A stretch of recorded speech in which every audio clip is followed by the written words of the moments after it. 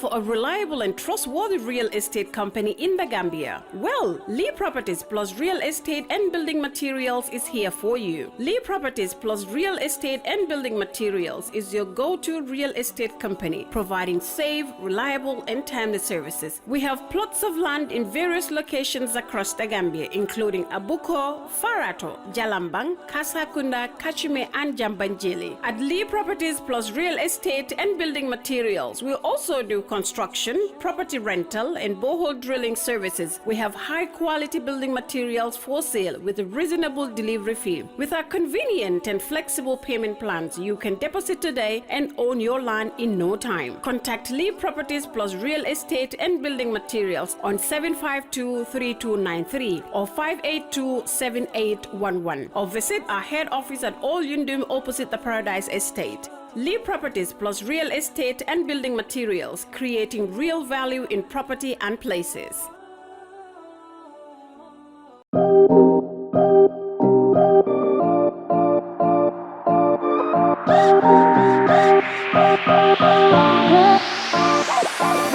Receive money in the Gambia from 37 countries worldwide with ease.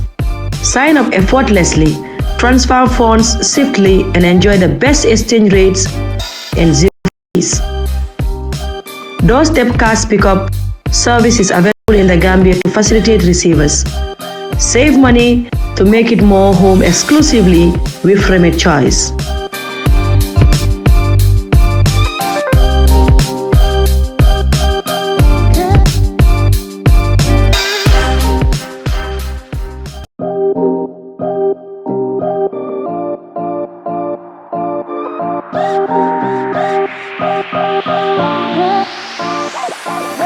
Receive money in the Gambia from 37 countries worldwide with ease.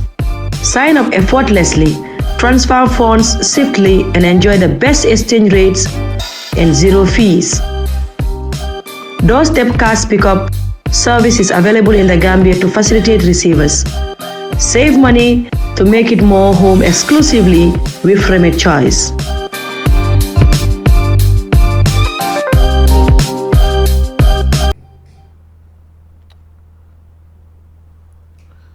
ñu ngi leen di dalal ci gis-gisi tey bi gën ñu ñëw gis ci télé bi because dañ jëloon little bit break lu ko waral mooy dañ amoon some few technical problems yoo xam ne dañ ko doon fix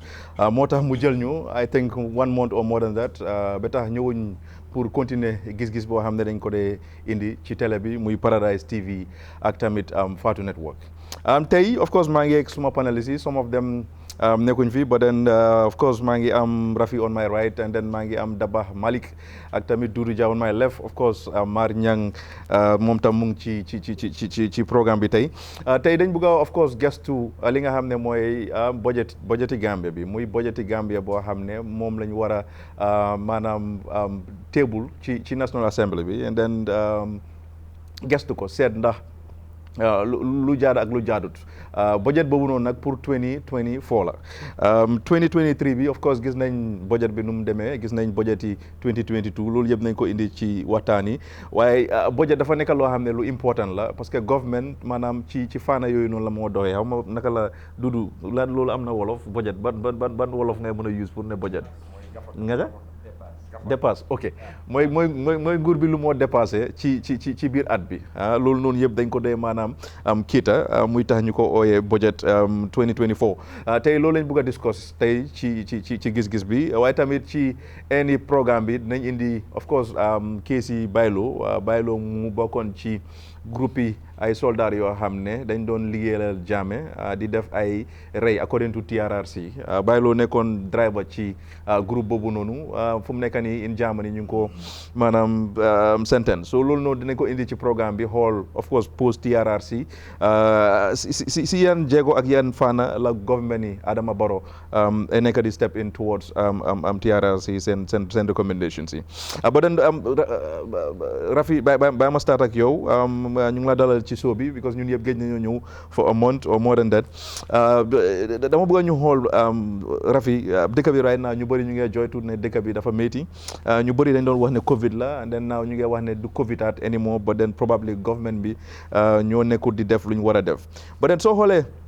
economy trajectory of Gambia bi right now soo ko xoolee ak direction bu mu nekk di jël are you convinced ne nguuri Adama Barrow ñu ngi on the right track or not? Salaamaaleykum maa ngi nuyu ñëpp. maa ngi dem ba pare kontaan ne show bi ñëwaat na. ngeen jégal ñu si luñ gëjee feeñ. comme ni ko Ansu waxee rek dañu amoon some technical difficulties mooy ne alhamdulilah.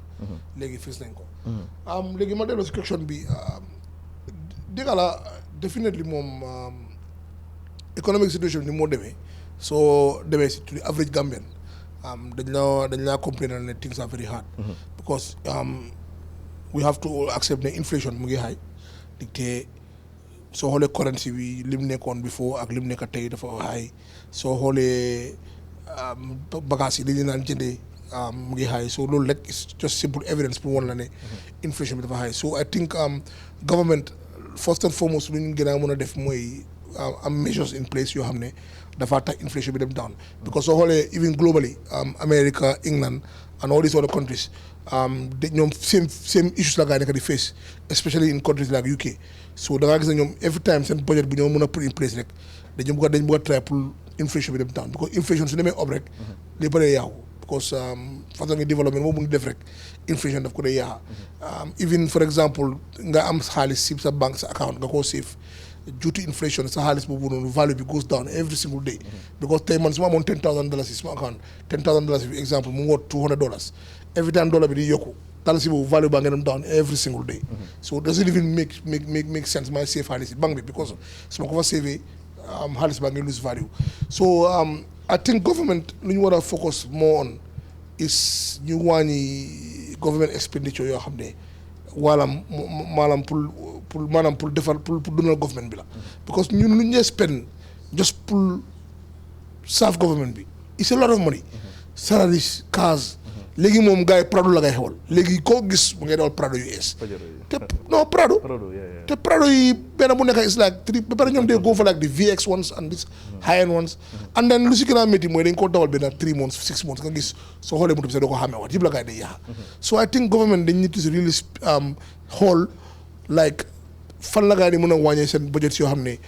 loolu du ñu indil lan mooy njëriñ for exemple enormous travel su gars yi di def cash yu ñuy jënd yi and then ñu focus more on development because soo spending sa budget bi pour develop sa infrastructure bi pour educate sa population bi pour jox leen good healthcare and all those things and then you spending all that money to service your loans to service for the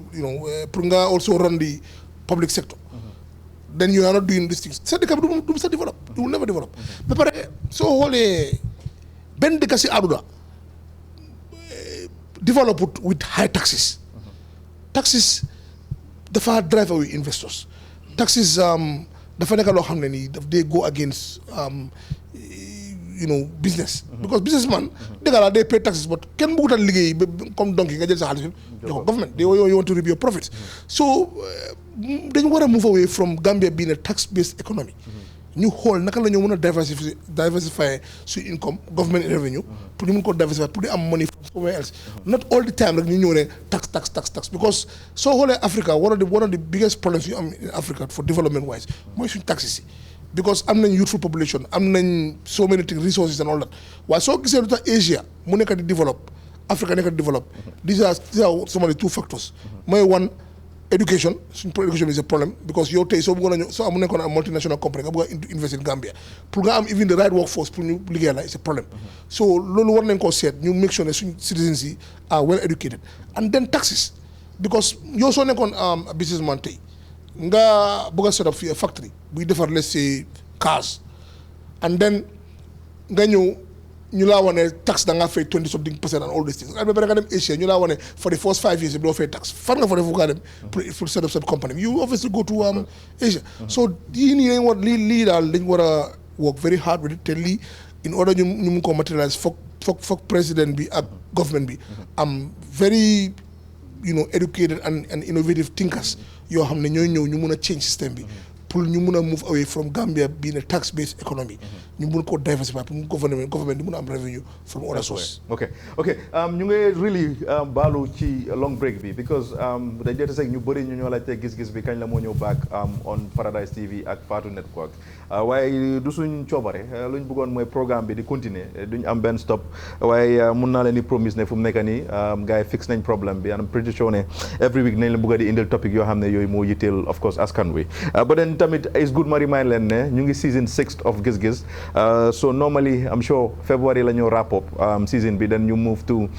season 7 but then before loolu noonu in between nañ leen indil lu bëri loo xam ne moo nekk di xew ci dëkk bi but then maa ñu ñëw ak ñëw waaw ba dama maa ngi bëgg a announce suñ gars yi sax suñ sponsors yi it's very important because ñoom ñoo ñu dee jox xaalis Lee Properties ñoom ñoo ñu nekk di sponsor ñoo jàpp si programme bi bu baax ñoo njëkk a ñëw jàpp si programme bi Lee Properties ñu ngi amee property fi nga xam ne mooy Jambanjeli ñu ngi ko jaay right now with a very good offer $166,500 yi la ko gars yi nekk di jaay with a discount of course because there are a lot of Gambians yu nekk di ñëw holiday so mun ngeen ñi dem foofu noonu ngeen jëndal land because we know very well ne land problems yi dañ bëri ci dëkk bi but then with Lee Properties soo jëndee sa land rek yaa ko moom doo am benn problème and then remit choice Gambians yoo xam ne ngeen in the diaspora ngeen bëgg a yónnee xaalis seen family members yi around in Gambia mun ngeen di use Remit Choice ñoom duñ dee charge a lot in fact some of seen services yi free la mun ngeen di download seen apps yi then ngeen mun a yónnee xaalis Lee Properties tamit gars yi dañ invest or dañ venture into water business bi gaa ngi am ndox muy Lee Water so balaa ngeen dem di jàppale keneen koo xam ne si biti la jógee is important pour ñu jàppale suñ doomi waa réew wi so Lee Water ñu ngi koo jaayee ci Jabang gaa ngi fa am seen office ak seen distributeurs yaa ngi fa ku bugg a paquet yi ndox ñoom ñoo gën a yombale si dëkk bi ñu ko jaayee $95 yi mooy paquet yi bii soo leen demee si yeneen shops yi ñu ngi jaay $110 ba den maar nañ ñëw back ci waxtaan bi and then nañ ñëwaat back to ñum Lee Properties lu gaa di offer ak the Remit Choice maar ndax yow are you convinced with economic trajectory bi nu mu nekk demee right now with the way country bi nu mu move ñu ngi gis nit ñaa ngi complain a lot inflation baa ngi at 18% and all of that but then what do you think is the main problem? Because COVID right now, mënuñ ko mention again because we're done with that. But lan mooy main causes yi. maa ngi nuyu suma koto yi first. di nuyu ñëpp fii si temps si sa santal. gis nga dépense yi de public finance management boo ko xoolee dafa am solo trop si wàllum governance dafa am solo trop si wàllum détermine économie bi naka la muy avancer ak économie bi tam la mooy nekk féeti économie bi. ñun suñ dépense bi nu mu mel dépense bi nga xamante ne daf dee sustain kon soo amee sa néeg muy sustain sa néeg pour nga mun a dunda nga mun a lekk añ ndekki reer waaye doo mun a développe suñ dépense bi noonu la mel parce que boo ko xoolee nu dee tabaxee suñ dépense bi di nga gis ne dina am li nga xamante ne suñ bugga la mooy luñ bugg a invest into ay da leen bugg a invest into development infrastructural development wala investment si mun a dooleel économie bi loolu ñun amuñu boobu suñ poos antanu ko léegi lu ñu dee def mooy dañooy dem lebali ji te képp ki nga xamante ne yaa ngee leb moo tax anglais mu ne ko ne debt burden la si yow pour nga antan ko day métti te ñun amuñu that much access bi nga xamante ne dinañ ko suñ stage boo ko xoolee access yu ñu fi am gis nañ ko nu ko gars yi recycler mooy Sénégambia bridge access yooyu noonu bariwut xanaa suñ port yi te ñaanu mooy yàlla ñu def ñu def ko nu ko gars yi def Sénégambia bridge bi. But how about Batil Hadid Highway? Someone was mentioning maybe you recycle ko, it could be possible. Kuroma ñu charge la. maybe doo loolu sax jaru ko lu ñu def mooy. Batil Hadid Highway bu demee sax. ba ku bëgg a dem ay yooni Brikama nga wuti benn yoon bi nga xamante ne da nga koy invest nga mu fa def tolling system. dafa nekk sting ko na dem all the way to about fu na waxtaan nañ ko fi dem ba boori Abuko ba Brikama nga defa tolling system ku fa jaar nga mën a fay loolu dafa nekk revenue source for the government waaye pour delluwaat ci laajte bi nga ma laajte pour suñu économie bi deb soo dee jël sooy leb estimement as a government moom mu ngi ko waxee noonu daf dee mën a am impact ci sa économie bi because tey su nekkee na external macroeconomic factors mu ngi am impact si suñu économie bi yow loolu doo ko dee mën a contrôle right kon kii rafet nu mu ko waxee yow su nekkee sa currency bi baa ngi gën a depreciate ñeneen ñi seen currency yaa ngi appreciate asuma yow ñi nga jël seen xaalis ñooñu da nga dee fay gaa in dollars baa ngi gën a appreciate dalasi bi su nekkee mu ngi depreciate loolu li nga war a fay asuma interest rates yi dollar si dollar bi la ko gaa yi fekk so yow su dollar bi su increase yow li nga war a fayoon bu doon $5 su demee ba yokku mu ngi naa dem ba $7 wala $8 of course te yow loolu antan la ko te ñoo xoolee suñu dépasse bi bu dee $100 moom leen am suñu dépasse bi $24 bi yëpp ñu ngi koy fay lépp loolu dem na ba ay nakatu waaw 24 foog naa 24 déficit bi foog naa mooy about 4.5 billion mooy li nga xamante déficit dafa utee deb déficit mooy déficit mooy gap bi waaw difference between yow li nga bëgg a def ak yow li nga expect pour am revenue so waaw mooy revenue difference between revenue ak tamit sa expected expenditure so maa ngi gis recently si budget bi ñu ngi koy peg pour gën a increase suñu revenue bi ñu ngi koy peg into naka tudda tax revenue te Rafi wax na the impact or the consequences of naka tudda higher taxes right daf dee discourage investors daf dee tamit soo ko xoolee payroll tax moom soo xoolee si budget bi boobu mu ngi almost normal difference is not that much significant waaye boo xoolee taxes on goods and services mu ngi gën a yokku suñ tax revenue estimates bi foog naa in 2023 demoon na ba about ay $13 billion of course boo xoolee 2024 projection bi dem na ba $17 billion so loolu signal bu ñuy seen mooy government mu ngi plan pour increase taxes on so many other areas te loolu dafa ñëw backfire but when I was thinking when I saw that I was thinking that maybe gars dañoo close gaps yi leakages yi pour create that revenue of 17 billion boo nekk di mention instead of ñuy increase the amount is that possible pour ñu war a mën a close leakages mooy leakages corruption beeg yooyu noonu xam nga with that mun nañoo reach at seen targets yi I mean, do you think that's an idea instead of increasing prices? No, I mean revenue collection. So I mean, leakage. Lolo is detrimental to a government. It's detrimental to a state. So lolo mom yaga na may gisi minister bi statement na ñi nga wax ne ñi nga wara establish na TSA Treasury Single Accounts at the central ba nga gis ne all governments and accounts dafa nekk foofu noonu ak semi-autonomous institution like the National Assembly, National Audit Office ak dan the judiciary ñooñu tamit dinañ commencé di am foofu noonu account so loolu lu muy prevent mooy dafay wàññi cash based transaction so loolu daf dee mën a am naka tudda daf dee mën a in fact sa reserve bi sa currency reserve bi wala waaw currency reserve bi nga dee am si account loolu daf dee mën a tamit promote sa the discourage the vulnerability of your economy or the currency. So loolu nekk na a good idea bi nga xamante ne ñu ngi ko def so leakage moom loolu as far as government tëjuñu booy bunta su dee suñu biggest revenue collection authorities like GRA ay ports Senegambia beach boobu noonu gis naa ne boobu recycle nañ ko ba pare mu ngi si it's gonna be in the hands of the private sector so ferry services as well NAWEC loolu especially NAWEC foog naa citizens yi ba gaa gisee ne tarif yaa ngi increase NAWEC mu ngi gën a seen revenue bi dafay gën a double dafay gën a yokk so yokkute boobu noonu nit war nañ feel ne impact mu ngi am si NAWEC waaw so waaw loolu nekk na li nga xam ne pour tontu sa question bi pour nakatura tënk sa wax bi wala suma wax bi yëpp mooy si wàllum suñu economic growth bi loolu pour mu war a dem kanam dina war a xoolaat bu baax parce que ñun suñ even development initiative yi ñu ngi ko bàyyee si suñ donor partners dina am yeneen sax yi nga xamante ne sax donor partners yi nga xamante ne dañ joxe promise ne dina la jox budget support yeneen sax di nga dem ba all the way towards the end of the fiscal year xaalis boobu noonu du ñëw so dafa mel ni yow xaalis bi nga am mooy sa local funds yi yaa ngi koy use pour maintain sa staff yi ak other stuff. Okay, now dama sa gis-gis ci loolu na nga gisee economic direction bu Gambia. Are you persuaded ne Barrow nguuram bi ñu ngi on track daba Malick. First and foremost ñu nuyu ñu nekk di jël seen time toog di ñu seetaan. both on TV Paradise TV ak Fatou Network. ñu sant technical team bi. Because ay jàmbaar lañ ba pare ñu welcome tam new cameras yi ak setup bi and all those stuff xam nga so yaa ngi bàyyi xel caméra yi kon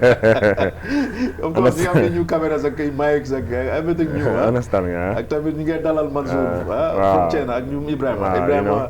ak Sanusi the entire crew ak exactly ñu ngi ko dalal bu baax ñu ngi ko jaajëfal bu baax xam nga public financing dafa complicated trop complicated in the sense that like pour manage ko foog nga am very strict policies ak laws yoo xam ne nii mooy tax I'm not going to say ne like 100% dafa dem fu mu war a dem waaye at least soo mënee secure almost 80 to 85% or 90% of funds yi ñu make sure ne mu ngi dem fu mu war a dem I think loolu is important. And budget bi man li ma dee wax rek mooy ñun dañ start di war a xool National Assembly members yi ñoo vote into office parce que dafa important because the National Assembly man dama gis ne fii nit yi dañ ko tuutal trop dayo bu mu am ak solo bu mu am si réew te ñoom ma ne ko what is the difference between senators in the US ak tamit naams in the Gambia and then mu ne they are all lawmakers but then to your opinion that is there any difference? No, he's right. They are all lawmakers. They are all lawmakers. The only difference is ñi la ñoo gën a xam lan moo nekk seen well equipped, No, nekkul well equipped. So they understand what their role is, but present population they are more aware and they understand what lan moo nekk functions of a National Assembly member. Of course. And they are accessible at any time. They have offices in their areas where people can go, or they have a staff, they have a team. Understand nga? Nga xam ne tey man su ma amee issue and I want to fix an appointment with my National Assembly member, am na number bu ma call and then they will book appointment for me and I will go and sit down with the person. Whether in terms of voting la, understand nga? So dinaa discuss ak moom ba pare when they are voting, dañ dee mën a xam ku nekk lan nga vote so then your people can come and approach you lu tax nga vote this way because ñun as a people ñu la setali foofu noonu ñun lii lañ support why did you vote against ñun suñu list parce que ñun ñoo la fa teg so then di nga mën a am opportunity pour explain and loolu tam dina nekk yardstick pour ñoom ñu géej la ndax dañ la war a vote out into office or dañ la war a vote out understand nga waaye man li ma wax si affaire budget bi rek mooy ñun it's sad because depuis independence ñun soo xoolee lu ëpp doole suñu budget bi man dama ko dee gis man dama dee gis government like a business so and man as a business minded person lu ma xool mooy su ma xoolee budget bi dama xool ne like most of the budget mu ngee dem into operating costs mooy luy doxal nguur gi instead of ñu invest ko si capital investments yoo xam ne dafa generate revenue understand nga because that is the only way ñu mun a independent for example government mun naa ñàkk a mun a build ay factories yuy produce a lot of the things that you need parce que xam nga ñu ngi wax inflation dalasi is going down against the dollar because it's simple reasons towards that money like ne the demand for the dollar is so overwhelming to the point like ne even banks yi mënuñoo supply foreign currency bu business community bi need in Gambia. Because tey da nga nekk a businessman like nga am an order just a mere simple $50,000 mun ngaa dem si banque like for the next 2 weeks dañ laa nekk di la xaarloo tey ëllëg so you are obliged at the end of the day pour nga dem jënd ko sa even in the black market and some of the banks soo ko jëndee even si black market bi sax pour nga war koo deposit sa account sax it becomes an issue understand nga ok nga xool even if you have a foreign currency in your account soo ko bëggee withdraw charges yu ñu laa charge da ngaa prefer sax nga transfer ko like sooy def transaction with somebody else who is within Gambia sax nga transfer ko kooku noonu moom mu transfer la dalasi and then you do all those kind of things so pour man luy wane loolu mooy foog ñu xool suñ balance of trade because ñun suñ def balance of trade deficit bi is too high Gambia li moo import compared to lu ñoo export mun la koo compare sax soo ko tegee si benn scale like daf ko saani bem naaw ay kilomètres understand nga soo dëkka nag du doxee noonu ok soo xoolee before ñun 2 factors yu ñu daan gën a 2 products yu Gambia daan gën a sukkandiku or 3 factors yu Gambia daan gën a sukkandiku pour am foreign currency was tourism exporting of groundnut but also naka la tuddaati Gambian su nekk in the diaspora and like soo xoolee remittances over the past few years during COVID yokku woon na because of the reason why because a lot of the families back home here send support system was coming from outside so a lot of Gambians were sending money back home to support their families understand nga so nga xool tam tourism bi tamit after COVID man dama believe ne you know the Minister of Tourism and Gambia Tourism Board dañ ñi doon pour talk with the stakeholders ñu xool seet naka la ñoo rebrandé Gambia because for so long we've been selling Gambia as a tourist destination with our wonderful beaches, sunshine. That's the only thing. But Gambia has a lot more to offer, and I think also they need to encourage some of the people in the hospitality industry to invest in game parks, game reserve parks. How many like upcountry, more of like ecotourism lodges. How many? At least they entice people coming from the west for holidays in Gambia. When they come, instead of Juneka within the combos, they can go up country and then experience another aspect of Gambian lifestyle. Also, they need to focus more on regional tourism because West Africa fini like, okay, man as a Gambian wanting to go to Nigeria for holidays probably will cost me more than Mojoge if you madam Europe holidays when you are. Understand? So that is something also that Luga Hall, and I think Gambia Senegal can partner into that. New hall, you have called Gambia Senegal mu nekk a local market whereby even if I want to buy a ticket and go to Senegal it's just dafa nekk dañoo génnee taxi ak all those things so okay beneen aspect bi mooy man I've always said this and loolu man suma gom-gom la man dama believe ne dañ war a the way we are doing our budget mu nekk just a centralized consolidated budget for all government dañ ko war a génnee man dama believe ne every ministry dafa war a am budget am mu am day bu moo ñëw National Assembly mu ñëw defend budget am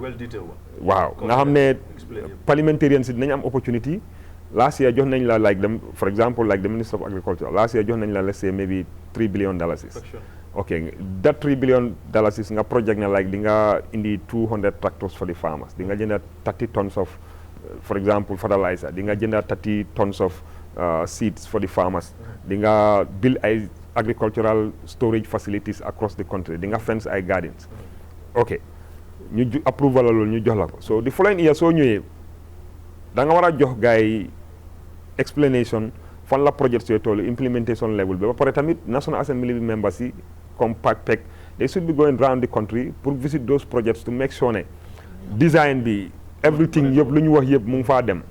they have seen those structures ok su nekkee ne yow mënuloo prove loolu noonu gars yi mën nañoo block waaw xaarama rapport fii rek it's important su nekkee ne yow mënuloo defend like budgetal nañ la 10 agricultural centers biluloo benn o nga bil ñaar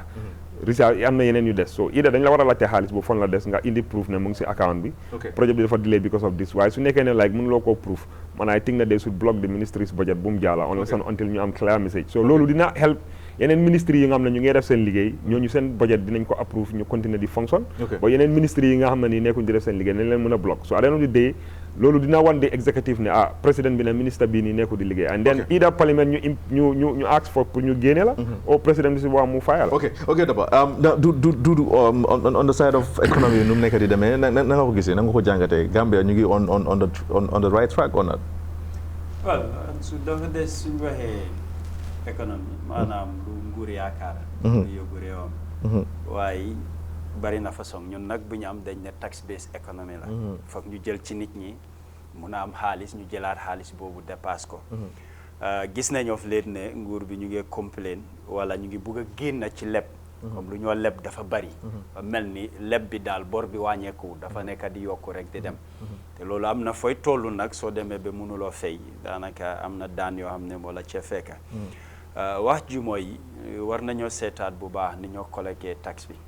because ñun ñëpp fii lañ nekk am nañ ne ñu bari ñu ngi fi duñ dee fay taxe wala ñeneen ñi ñu ngi ko fay fi mu war a àgga du fa àgga mu ngi seena yëpp dafa isi loraange ci économie loolu daf ci am solo torop dama laal tam ci dabaax li moo wax léegi daanaka suñ dajalee xaalis ne nañ ko joxee si ministres yi pour ñu def seen liggéey ak yeneen institutions yi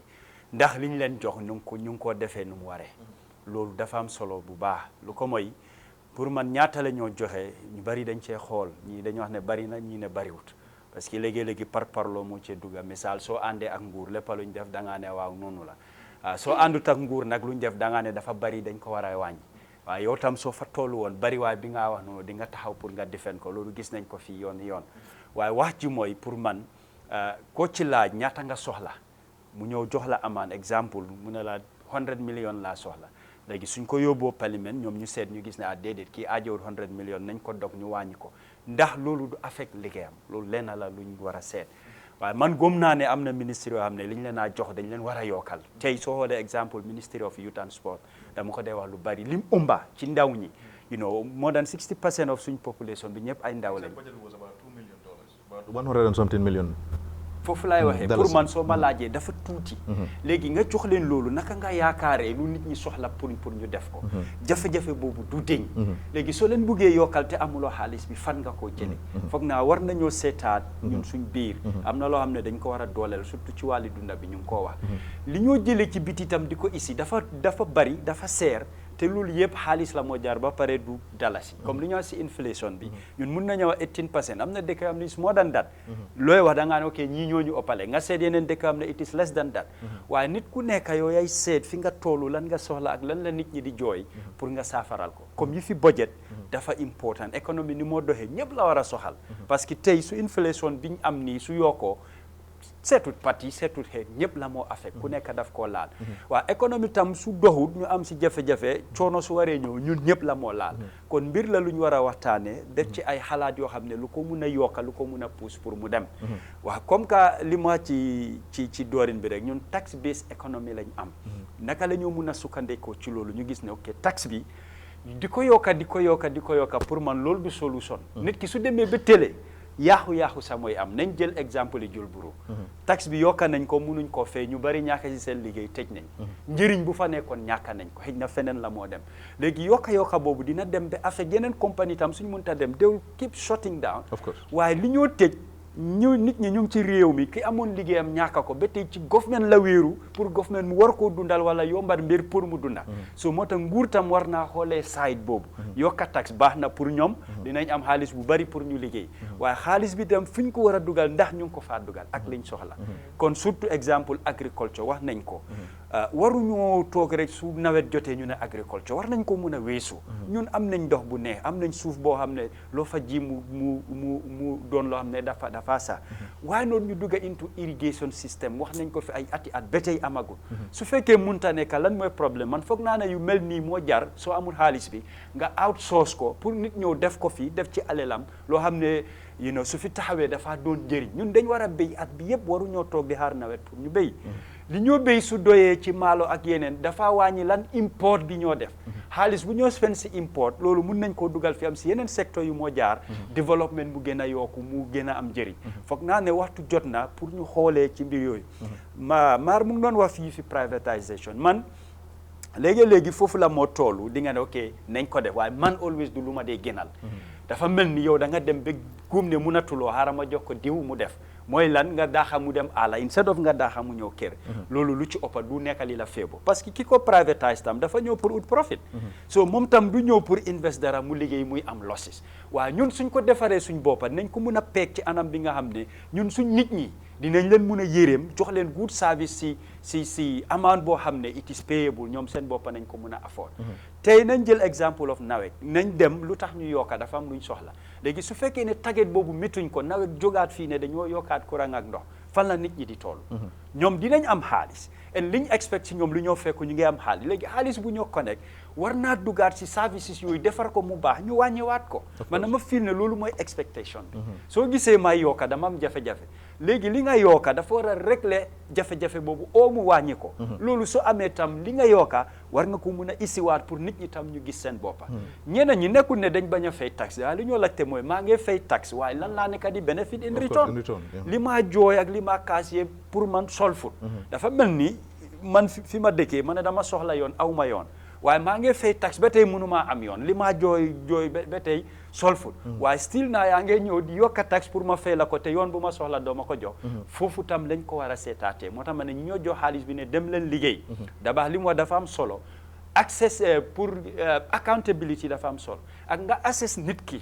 dafa am loo ko sas ne ko demal def ko ndax mu ngi koo def nu mu waree lii pour man dama gis ne bunta yooyu dafa am lapsis lu bari léegi na comme committee si in parliament suñu leen engagé ñun su lañ dee doog a mun a xam lu xew ak yéena yi nga xam ne moom moo nekk di am nañ xool local government commission buy dox nii yi faa feeñ ak yi faa génna nañ wax ne tey su commission bi amutoon duñ ko mos a yëg of course so ñooñu lañ defar commission xëy na am na yeneen ak yeneen tam lu mel noonu wala lu ko raw mu ngi faa xew I agree. Okay, now Rafi, Gambia, swing depth portfolio be currently more the highest si region be, and we understand very well that Nigeria send bosses, the lowest actually around 39%. Senegal you get around 78, but Gambia you get about 87 going up. Now Rafi, lumo buga lete moy gis na ne swing projected fiscal deficit be ngi nek about 4.5 or 4.45 billion dollars, okay? Of GDP, bi dafa nek around 3%, right? So, Rafi, comme gap bi, moy deficit bi ni, about 4 point something billion. Nan nga foog ne la mooy nekk solution si yoo xam ne mën nañ ko use I understand ne businessman nga di nga of course am idea about that yan ideas la ñoo mën a put together pour mën a close that gap of deficit bi. Okay, for 2024. man suma affaire mooy. First of all, suñ mindset dañu war a change. Mindset mooy lan buñ foog na ñun we are poor. You see, loolu soo amee that mindset rek yow doo mën a move forward because of suñu war a toog fii lu nga xam ne ñun suñu budget léegi dañu war a depend on outside forces external donors pour ñu sustain suñu budget bi kon ñun kan la ñoo independent. Look, Gambia has a lot of resources yoo xam ne suñ ko utilize in the way they supposed to, they can have a lot of money. Suñ tourism bi tabax war na fi affaire yi regional ak yooyu, but we can also add there are a lot of black Americans yoo xam ne ñu ngi America and have a lot of money. And ñun ñu ngi am fii ñun like slavery. fii la daan jóge di dem jufuri yooyu yëpp. Why can't we enhance those things and then start inviting these people to come and create incentives pour ñoom ñu ñëw ñuy invest. Loolu rek Ghana def nañ ko last time they raised almost $1 billion from this Americans yu ñëw. All you can do is yeah, but a lot of setbacks. Because what they did was they bring in just to diversify the tourism. Tourism do affaire yi the 3S. mooy lan sex, sun and sea. loolu lañ export fii. Sex, sun and sea yëpp es la. nañ diversify suñ tourism bi, that's one. We can get a lot of money from there. Two, suñ géej bi xaalis bu fa nekk su ko government doon utilize géej bi alone rek man I believe xaalis bu nekk suñ géej bi fii mun nañu sustain la ñun suñ budget. I can tell you the amount of jën yeneen façon yi jën yu ñu am fii te ñun jën yooyu duñ ko ne consume sax su ma la waxee fii ñaata octopus la gaay am fii yoo xam ne benn continent rek you're talking about almost $100,000 am na ñuy ñëw di fii di ko defar di ko export te ñun ñu nekk ak octopus fii but those things when they go to Europe you know how much they sell them there. Lobsters, all these expensive fishes yoo xam ne yu bëri ñun fii ñu ko ne consume you can easily export them to Europe and make millions. But look at the amount of money that EU gives us. You know, peanuts, 5 million euro. You just get me. And you know how many millions they make it? So, gis nañu suñ géej bi rek. Suñ toogoon ñu recognize lu fa nekk. Ñu maximize ñu mun koo njëriñoo. We'll have millions yoo xam ne mun naa sustain suñ budget bi. Tax. Most governments don't pay taxes. So the thing is, jarut ñu yokk taxes. Let us just have comme dabaluma tax ak public expenditure du affaire caaxaan. You have to have stringent measures and rules in place yoo xam ne su pay di fay tax jël ko nga tëj ko. Amérique loolu la ñuy def ak yeneen dëkk yi Europe bi. Tax evasion da ngaa dem kaw. Fii da ngaa gis businessman yoo ne ñu ngi make millions te duñ fay taxes. All they have to do is let them start being strict and ñu wàññi taxes yi wante let us also broaden it su ko defee ni defee taxes GRA need serious reforms my friend ñëpp gis nañ corruption bu nekk di happen foofu noonu right now it is too much GRA lu ñoo suñ collectoon taxes the way they supposed to collect it billahi jarul sax ñu yàqo taxes yi because of leakages yu nekk di am foofu dafa bëri so man lu ma wax rek mooy soo amee company and you want that company to grow you cannot take that company every month nga jël almost 80% of sa revenue boo dee am si company bi just pour nga fay staff kañ nga am xaalis pour nga grow sa company bi you can never have that man the basic rule bu ñëpp dee def mooy at least at 25% of your revenue moom nga war a use pour sustain sa company bi in terms of staff then 75% bi nga jël ko nga reinvest nga grow nun ngaa grow sa company bi man tey maa ngi am company su ma doon jël 80% or 85% of my revenue si company bi di ko fay pour staff kon du ma mën a grow fu ma am da laay am because xaalis bu ma save noonu moom naa mën a jël pour invest comme soo defee government nga defar schools education moo ñoo mën a génne ci pax bu nekk nii right now ni te education waruñ ko caaxaan dañu war a invest soo xoolee dëkk yu ko méeg yëpp si àdduna education moo leen génn si parce que China mu ngi gis nii ak they were able to génnee 900 million nit from poverty ñu yóbbu leen out of poverty in a space of a generation you know how they were able to do it education ak patriotism dañu am nit yu bugg a seen dëkk ak education nañ invest in these things waaye duñ mun a développer dëkk bi ba pare ñu war a expect de 85% of our budget dañ ko use pour sustain government beneen bi ñu ngay fay bor ñu every day nañoo defar suñ budget ñu xaar maar wan na ko mu ne léegi-léegi da ngaa toog ba end of year sax fond si du ñëw ñoom moom seen xaalis la ko may man tey su ma ñëwoon tey ma ne la dama la bëgg a may 100 million pour sa show bi wante you know every day mu nga ma la non xaaral mun naa la toog ba 5 years tax du ma la ko jox exactly man su ma laa may tam gis-gis xëy na am na lu ma bëgg si gis-gis moo ma la may xaalis ñii tam suñ ñëwee pour may la seen xaalis di xam ne agenda dañoo ñëw fii bëgg laa implement nga bëgg a implement things yoo xam ne yow fii even against our culture so or exemple ñu may la 5 million euro den nga foog ne ñu ngi laa may analyse biram ñu yow jël sa géej bi yëpp ko jël wala gaal yu ne ñëw fii demal teñ ji nga jël longare barakulosis guddi nga toog nga xool gaal yi they making millions so gis nga these are the ways we can buñ toog ñuy foog ne Gambia is poor Gambia is not poor we have suñu water table bi is like a géej si ron suuf si ndox boobu du mos a jee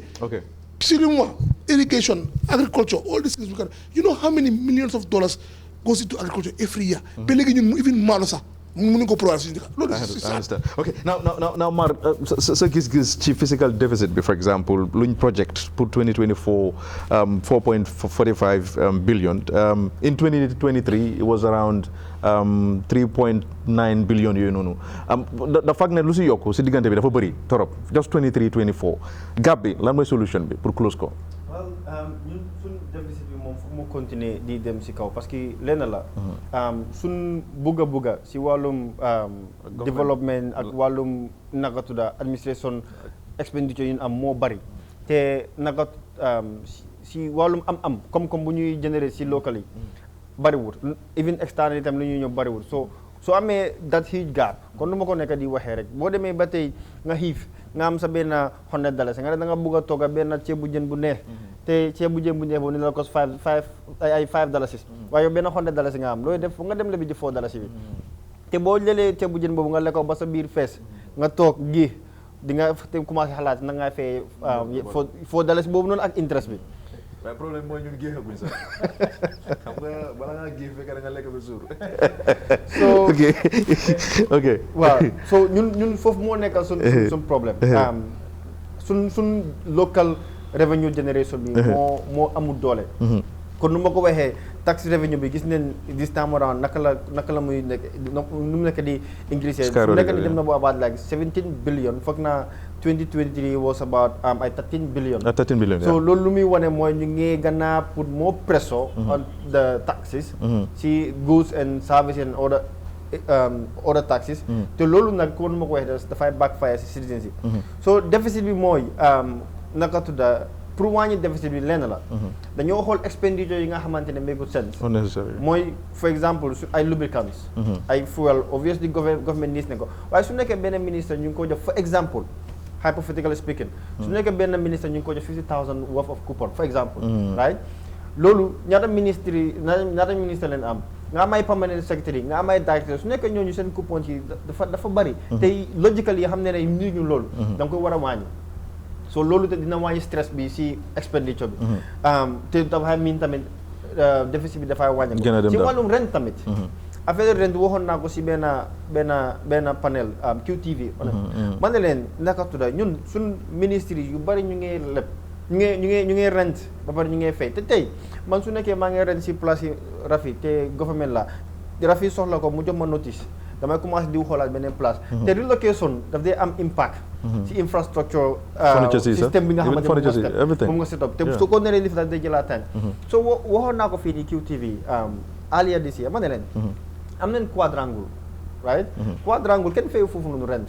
te government lu mu nekk di fay rent yi mën na leen bilaat beneen place bi nga xamante ni ko owee quadrangle number 2 bu boobaa wala mën ñu ko owee bañ a owee quadrangle mu ne ko owee naka tudda diplomacy whatever just like Sénégal te boobu noonu noo ko defee mooy di nga ko développé in a way that ku nekk ku bëgg a graduate university wala mu nga diaspora sax ngay bëgg a dem foofu noonu te dugga si boobu noonu office dafay nekk competition ne ku naka taw ay njogaan moo fay dugga fa nga xam lu bari mën lu bari lu mun a impact loolu nga dem ñu mun a dem foofu noonu number one infrastructure wise dina rafetlu dëkk bi number two dina wàññi ay rent yi nga xamante yaa ngi ko fay as far as millions they pay millions every year exactly te gis nañ fii nii ay benn place man amoon na benn time man doon wutal suma office space place bu ma dem ma laaj ko mu ne ma dem $45,000 moom la nekk di laaj ma dem in next 2-3 months ma gis ne government jël neen place boobu noonu waaw so te loolu nekko ministre yi sax de ay nakatura ay départements yi ñoo ko jël so loolu su ku nekkee di am $55,000 loolu fu mu nekk over $2 million léegi su nekkee yow yaa ngi fay yooyu noonu si ren te loolu sa électricité yi gën a ngut sa naka expense water and other stuff génnaangut naka la ñëw mun naa wàññi déficit bi so problème bi mooy kon nu ko waxee fii nii National Assembly Dabaa wax na ko fii screening waaw te yaa ngi ko doon laajte la mooy différence man foog naa ne daal ñoo ñëpp di have one seen common mandate mooy 3 da nga representation oversight ak benn bi tamit laa fàtte foog naa representation la oversight nga day def ak legislation making of laws waaw ñett yooyu noonu mooy seen mandate si most naka ta jurisdiction waaye pour delluwaat si sa laajte bi suñu buggee wàññi suñu déficit foofu la ñoo xoolee dañoo xool li nga xamante ne ñu ngi dugal a lot of money into recurring expenditure even maintenance of vehicles tamit daf day jël a lot from the budget waaw travel obviously gi nga looloo tax government defoon this temporal ban on travel because daf doon jël a lot from the government coffers yaa ngi understand soo xoolee tamit si wàllum obviously allowance yi tamit daf dee bokka ak si furnitures and fittings of course workshops and trainings kenn waxu ne workshop important so waxee loolu yaa ñun laa tam ñu si musaate def ne def workshop yu bëri so no gi nga workshop dafay am yu bëri yi nga xamante ne daf day mën a génn si workshop daf day mën a inform policy and all that waaye tamit ñeneen ñi dañ la ko dee war ne even soo demee kon paako yi nga xamante ne government dañ laa wane man damay dem because of the money yaa ngi understand so ak tamit furnitures yeneen saa nga gis benn budget line bi nga xamante ne dañoo wax ne purchase of furnitures 2022 nga gisaa purchase of furnitures 2023 2024 di nga gisaa purchase of furnitures man dama dee laajte fan la furniture yooyu day dugga so wax bi mooy honestly speaking pour te nga fii nii suma wax for the past 7 years the same conversation la nekk di am li lu ma nekk di wax ne the same conversation la nekk parlement tamit since 5th legislature bi the same complaints yu gars yi nekk di jox 6th legislature bi the same complaint la nekk di jox so wax bi mooy lan mooy solution do we have to be given this lip service di wax the same thing next year su ma ñëwee fi ne ragal naa ne the same thing la nekk di wane debt service bi naka tudd bu ngeen bëri deficit baa ngeen bëri recurring expenditure GLF dañ ba 83% te development si suñu local government local fund mu ngeen dem 13% suñu dépendé si donors mu ngi dem about 40%. The same conversation la nekk di am nothing has changed that much. te change boobu noonu su ko bëggee dafa dañu war a employer naan radical reform approach. gis nga tey dama doon drive maa ngi dem kër su ma boor turntable di dem ni bo di taf xam nga lu ma nekk gis dama gis ni ñi ngi commencé di destroy seen lu na road encroachment ñu ngi ko nekk di génnee maa ngi naan suma xel ne ndekete soo implémenté policy nit ñi dañ dee change because gis nañ ne xaaruñu ke ñu ngee toj di tëj all illegal encroachment ñu ngi koy génnee soo wax nañ leen ne suñ leen fa fekkee dinañ ko génnee gars yi ku nekk ngay génne sa korget yaa ngi jël sa weñ nga dugal ko ma nekk di woon ne kon doomi aadama sense of accountability daf ko war a am suñ ministre yi amuñu boobu noonu sense of fiscal accountability because su demee si National Assembly the same excuse la nekk di wax oh we did this we did that so FPAC ak PEC dañu war a radical gis nañ ne gars yi door nañ ñu ngi wax nit ñi delloo leen suñu xaalis ba pare gars yi ñu ngi commencé delloo loolu dafa war a continuer su continuer wutee ñun we are going to suffer we've already been suffering suñu debt stock bi dem na over $90 billion musuta am si sun economic history over 90 billion this is 2022 September how much 2023 as of September loolu ñaata la muy doon of course dafa dem up yeah okay go ahead there's a way ni gars yi budgeting and it's a very lazy way of budgeting mooy lu ma wax rek gis nga xam nga lu ñu def jëga suñu tébale budget bi this year next year su ñoo ñëw they don't even think about these things furniture you don't need it twice same budget bi la jël ñu just add si lu rek you submit so meaning dañoo maintain the same template that's what they do moo tax kii di wane every year furniture because dañ lu ñu def mooy that last year budget dañ ko lay jël rek ñu just add some few rek ñu yokk ko rek ñu dugalaat ko and that's a very lazy way of budgeting di nga gis projects yoo xam ne phase 1 phase 2 phase 3 phase 1 bi jënd nañ vehicles jënd nañ furniture jënd nañ laptop phase 2 su ñëwee do they need those things they don't need it but they will still buy those things again yéen yàlla xam na leen ko and every year mun am so gis nga yëpp also is sneaky in a sense then am naka tudda boobu noonu flexibility pour via so yeneen saa dañ dee jël xaalis ñu dugal ko in the furniture and fittings fekk soxluñu ko I understand just pour so ñu wàññi let's say for example travaux ñu defa 1 million ñu ne oh National Assembly ñu ne li bariwul bari ñu approve ko waaye in terms of implementation bi ñu commencé di génne from furniture and fittings allowance and everything plus ko into travaux ñu dem so yow di nga gis ki nga xamante ne in terms of budget report su nekkoon 1 million lañ ko joxoon travel allowance travel vote bu mu am is 1 million dina ñëw nekk respect na $4 million some of them ne butcher foofu la National Assembly la comme li nga wax foofu la National exactly especially during the implementation okay Daba solutions yi on fiscal deficit bi naka lañ ko mën a close about 4.45 billion 2023 mu ngi nekkoon 3.9 billion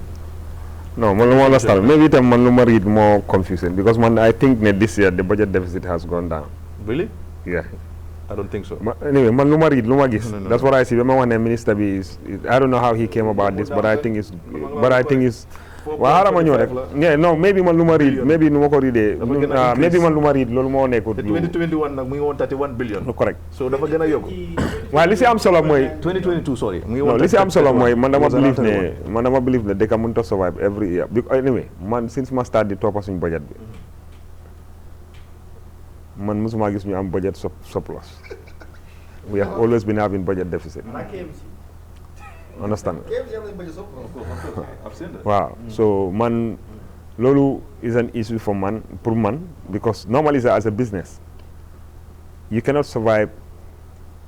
continually su nekkee ne yow always yaa ngi am loss it gets to a point like da nga war a stop nga shut down that business because nga xam ne it's not viable te ñun suñu government si based on like the type of budgets ñu ngi am man dama believe ne they are not viable parce que ñu ngi spend what we don't have and nit ki soo waree spend loo xam ne amuloo ko foog nga dem leb and then soo dem leb and you know one of our biggest problems and it's hard foog Africa man I keep saying this thing on the side of leb bi mooy debt bi borrowing bi like commercial banks yaa cover loolu within the country mooy commercial banks yu fi nekk non xam nga do they have access from outside dafa am internal debts mu am outside debts comme like debts yi nga xam ne no commercial banks yi xam nga government mun naa create treasury bills and then most of this and loolu makes the banks even you get lazy because it's a very simple direct way of making more money without nga sona understand ba pare ñoom that interest bu gars yi di am that profit duñ ko dee share with depositors ñu nga xam ne ñoo dee deposit because banks will charge you 24%, 23%. Understand nga? Okay, you also make a savings, maybe the highest you can get maybe is 3% or 7%. Te loolu dafa fekk nga nekk a very big businessman boo xam ne am nga xaalis, you have right nga dem nga negotiate. Understand nga? And then they work on your terms because they know ne yow yaa ngi am lot of deposits. Okay, some of the excuses they give mooy nekk transfer, okay, paper work. Now most things people don't do even on paper, they do it online. Understand? Waaye man li ma wax rek mooy when it comes to government, pour ñu cut down suñ deficit bi is very simple. Nit ki mënuloo lekk loo amut. And man dama believe ne one of the biggest problem bu ñu am in Africa, not only in Gambia, waaye xam nga Gambia laa mën a wax because man fii laa dëkka, mooy the office of the executive image bu ñu ko jox. Understand nga ak kaalaama yu ñu dee use pour wax président bi au ministre. Understand nga? Okay, police place la dafa ñëw with responsibility and definitely we have to respect that position. Waaye tamit man dama feel ne they are just citizens like any other person. Understand nga? Instead of ñun ñu jaamu lañ o ñu jox lañ benn dayo bi ñoom ñoo war a jox respect boobu noonu because of ñun dañ lañ jox opportunity out of 2 million Gambians ñu jox la position pour nga nekk ministre o ñu jox la position pour nga nekk président. So yow su yërmande di am yërmande man si wala ko expecté mu ñëw si citizens si. So man dama dee wax ku nekk rek it's very simple pour ñu analyse lii nii. Muy coming from the president down to the last person in government ku nekk su xooloon ne moom position bu mu occupy su nekkoon ne personal business am la ndax lifestyle bu moo dunda loolu la moo dunda. soo ne no then outright no si nga ko war a gën a mun a protester parce que sometimes man dama ne toog ma xool nga gis convoys ñi romba you have more than 30 something V8 vehicles yoo xam ne nii ñoo fa nekka so loolu man dama ne laajte ban njëriñ la am parce que ñun fii suñ président dañoo génn sax you think ne ñu ngay dem military bi ñooy dem benn si front line bi pour dem xeex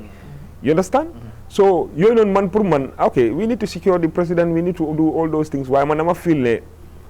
president bi should get closer to the people than ñu am benn security boo xam ne daf ko deter from the people itself because xam nga nekk président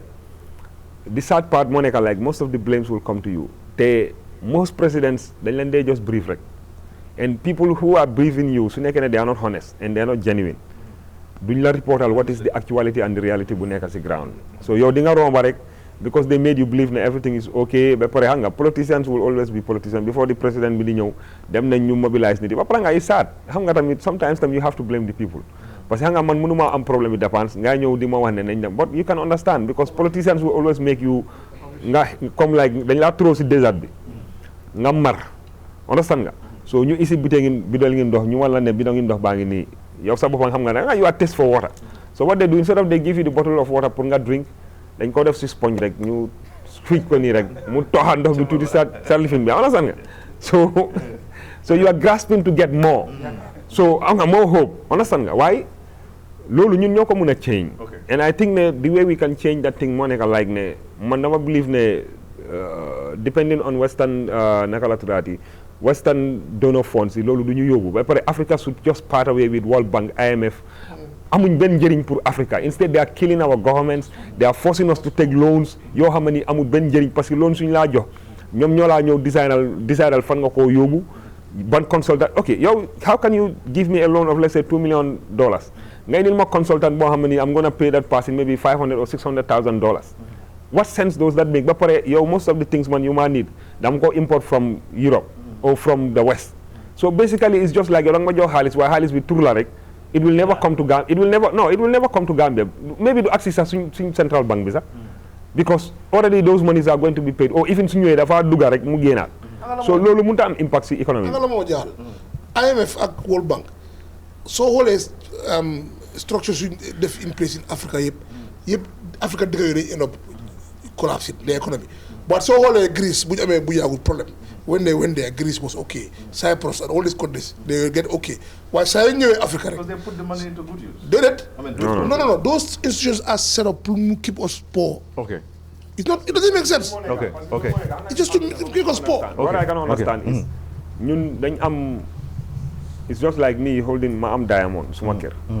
Understand nga somebody comes and give me prom ma jox ko diamond. Okay, lu tax ma wax loolu mooy for example tey ñun most of the things that we export raw materials stage bi lañ ko dee export and loolu so long as mu ngi happen loolu du mun a dem and ñun Africans yi war nañoo learn from Burkina Faso understand nga okay Thomas Sankara was just a young person he came into power within 4 years mu transform the country develop railways build schools build roads you know, literacy rate be increased almost 80 to 90%. female education went up there. Health sector was performing well. Te musuta jël in that 4 years musuta jël loan from IMF, musuta jël loan from World Bank, musuta accept even donor funds. So meaning the management. So lolu is a model bu nga xamni man I believe ne all African countries they need to go back to that model ñu read ko. And recently I've seen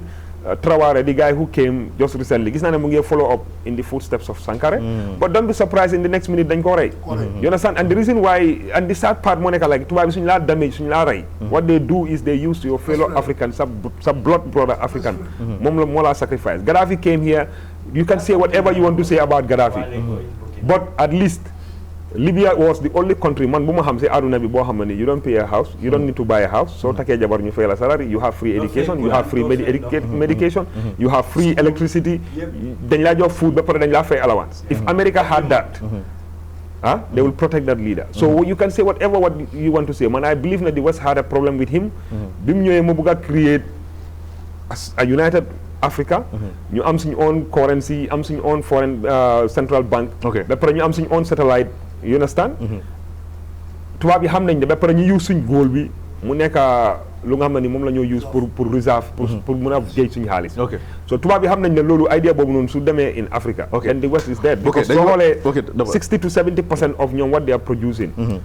ñu ko dee soxla ñu ko use ñun la soo xoolee 90% of their natural seen raw materials is coming out of Africa. Okay now du on gaps yi naka lañ ko mën a closer then ñu dem break. Well dama foog ne foog ñu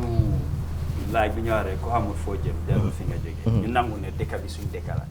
kenn du jógee si biti ñoo defaral ñu ko ñun suñu responsabilité la foog naa ne wax nañ ko fii Rafi wax na ko it's very important like jikko yi lañ war a change. You know that patriotism bugga sa dëkka yeneen dëkka yu bari loolu moo leen yóbbu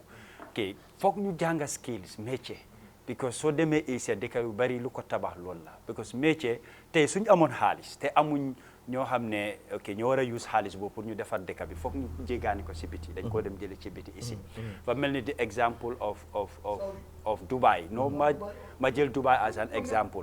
ok Dubai mun nañ la wax ne like am nañ about 22 million. It is only 2 million that are citizens. 20 million bi yëpp ñëpp foreigners lañ which means that they are reliant on the foreigners pour mun a tabax seen dëkk mu dem waaye difference bi mooy toppa loi tey soo demee Dubai ok ak nga am leadership boo xam ne am na concern pour nit ñam yi they have that zeal dañ bugg a liggéey pour defal seen nit ñi dara it's very important moo tax ma ne bala ñoo daaxa mu dem ci biti nañ daaxa mu ñëw ñun am nañ resources na resources yooyu taabuñ ko ñu jël ko seriously pour manager ko suñ boppa ok exemple ñii suñoo ñëw jël timba di ko yóbbu ci biti ndax ñun mënuñ koo defaral suñ boppa black sand bu ñoo wax bala nga ko jox a private individual wala company lu tax ñun mënuñ koo defaral suñ boppa suuf bu ñoo jël sa suufi seleñ bi ñu ngi koo jaay di koo jox ñeneen why can ñun we manage our own resources géej bi for example ñu ngi koo jël di ko outsource ñëw jox la weccit ñoom ñu am ci lu bari yo lu tax mënuñ koo defaral suñ boppa comme déficit bii bu ñu wax ni suñ ko buggee tëj suñ buggee close the gap foofu lañ war a focus because lépp man fii lu ma ne daf ko gën a yokk parce que soo lebee foog nga fay yow li nga leb exemple da nga leb xaalis nga sampa tali bi lu mu laa isil dara soo waaye xaalis bi nga leb noonu nga defa tali da nga ko war a fay lii dafa yokka sa bor man dama góom ne nañ wax ne nañ leb xaalis ñu sampa factory bi am lu moo liggéey ñu ko jaay am xaalis ñu mën a fay bor nañ leb ñu jënda ay trola yoo xam ne dañoo dem si géej bi nappa ñu am jën jaay ko ñu am xaalis ñu mën a fay suñ bor waaye fay boo leb jël bor boo xam ne tali nga ko defar wala jënda ay moto wala jënda ay leneen dafa mel ni yaa ngi spend xaalis bi waaye génératuloo anything luy tax nga mën a fay sa bor so it is high time you look inwards tey président bi taxa na wax na ko ne Gambia fii ñu bari duñ dee fay tax nit ñi merci but it's a fact war nañoo focus in collecting tax nuñ ko collecté balañ koo yokka nañ collect lu ñu war a collect njëkka dëj na sa yokka bi soxluñ ko soo ko yokkee tam en lu ñoo collect nekku di ko collect ci yoon ba tey li nga soxla du la ko mun a jox fii lañ war a xoolaat comme que tax based economy nga am isil policy yu laa mun a dimbale pour tax boobu nga war ko mun a jël ci nit ñi nga isi policy yi yoo xam ne soo ko jëlee ci nit ñi tam da nga ko war a delloowaat ci ñoom lii dina mun a close the gap dina mun a close the deficit bala ñoo outsource di privatize di jël yeneen ñun fu mu nekk suñ énergie bi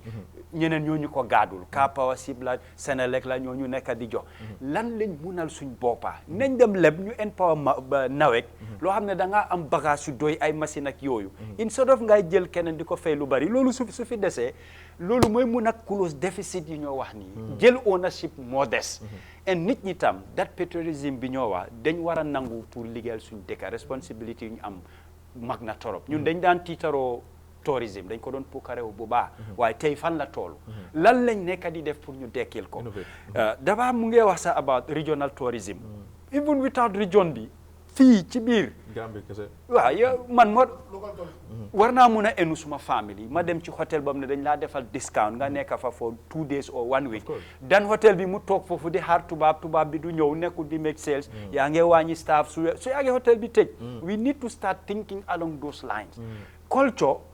dafa it's part of dëkk loo xam ne lu ko mun a jaay si biti la luy mun a attract keneen mu ñëw ñun suñ culture mu ngeen dee tey amul dara lu ñoo initier loo xam ne loolu lañ nekk di def pour ñu dekkil ko it is not happening te mun nañ see generate lot of funds loo xam ne lu mun a am la agriculture likewise soo ñëwee si livestock Tabaski su jotee xanaa ku nekk dem jëndi xar ñoo jaay ko triple the price waaye lan lañ nekk di def to rear our own breed boo xam ne dañ koo jaay fii xaalis bi des fi moo tax ma ne instead of ci biti foog ñu start to look inwards tey meet the people tour bi mang ci this year li ma experience loo xam ne nit moo ma ko wax ne like budget buñ isi président bi dafa ñëw dog ko pour wane ne yéenay pour moom exorbitant expenditure la moo tax ñëpp si bi benn teeru amut gisuloo nit ñi ci mbedda bi ñuy tega sa baat because xaalis bu ñu war a dugal ci loolu dafa fiil ne am na feneen fu mu xëpp mu dog ko even during the tour am na lu bari loo xam ne dañ ko daan amuñ ko yëpp daf ko wàññi man dama feel ne that mindset is very good bu mu em foofu nañ ko wàccee into fighting corruption and ñim taana tam ñu ko liggéeyal ak loolu nañ ko jàppale ci bunta boobu am na lu bari loo xam ne dañ ko war a dog du dog ko saani ko waaye da ngaa dog fii dugal ko feneen pour mu mun a jur njëriñ of course Dudu now li water mooy ndox bu xew si dëkk bi ku bugg a jënd ndox wala bugg a naan ndox waaw bu baax bi tamit dañ ko vet really dafa clean ku bugg a ndox bu correct rek lii water muy lii properties ñoom moom lii water Remit Choice ak lii properties ñoom ñoo nekk di of course sponsor gis-gis bi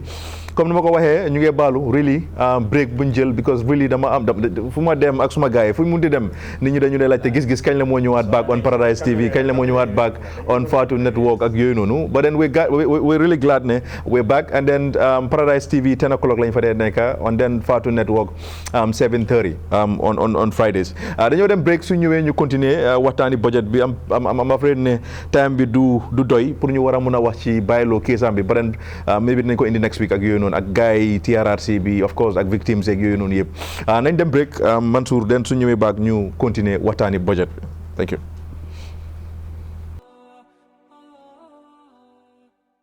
Are you searching for a reliable and trustworthy real estate company in the Gambia? Well, Lee Properties Plus Real Estate and Building Materials is here for you. Lee Properties Plus Real Estate and Building Materials is your go-to real estate company, providing safe, reliable, and timely services. We have plots of land in various locations across the Gambia, including Abuko, Farato, Jalambang, Kasakunda, Kachime, and Jambanjili. At Lee Properties Plus Real Estate and Building Materials, we also do construction, property rental, and borehole drilling services. We have high-quality building materials for sale with a reasonable delivery fee. With our convenient and flexible payment plans, you can deposit today and own your land in no time. Contact Lee Properties Plus Real Estate and Building Materials on 752-3293 or 582-7811 or visit our head office at Old Yundum opposite the Paradise Estate. Lee Properties Plus Real Estate and Building Materials, creating real value in property and places.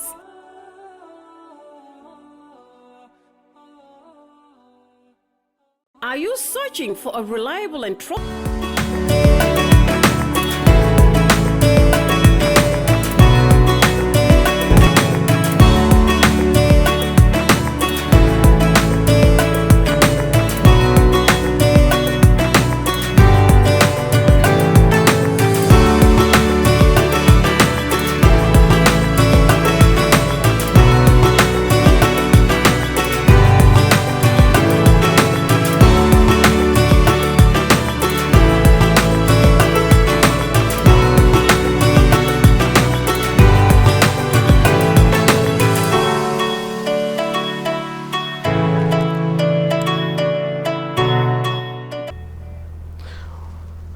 ngi leen dalal baak ci gis-gis yi tey bi comme ni ma ko waxee tey dañoo maanaam waxtaanee li nga xam ne mooy budget yi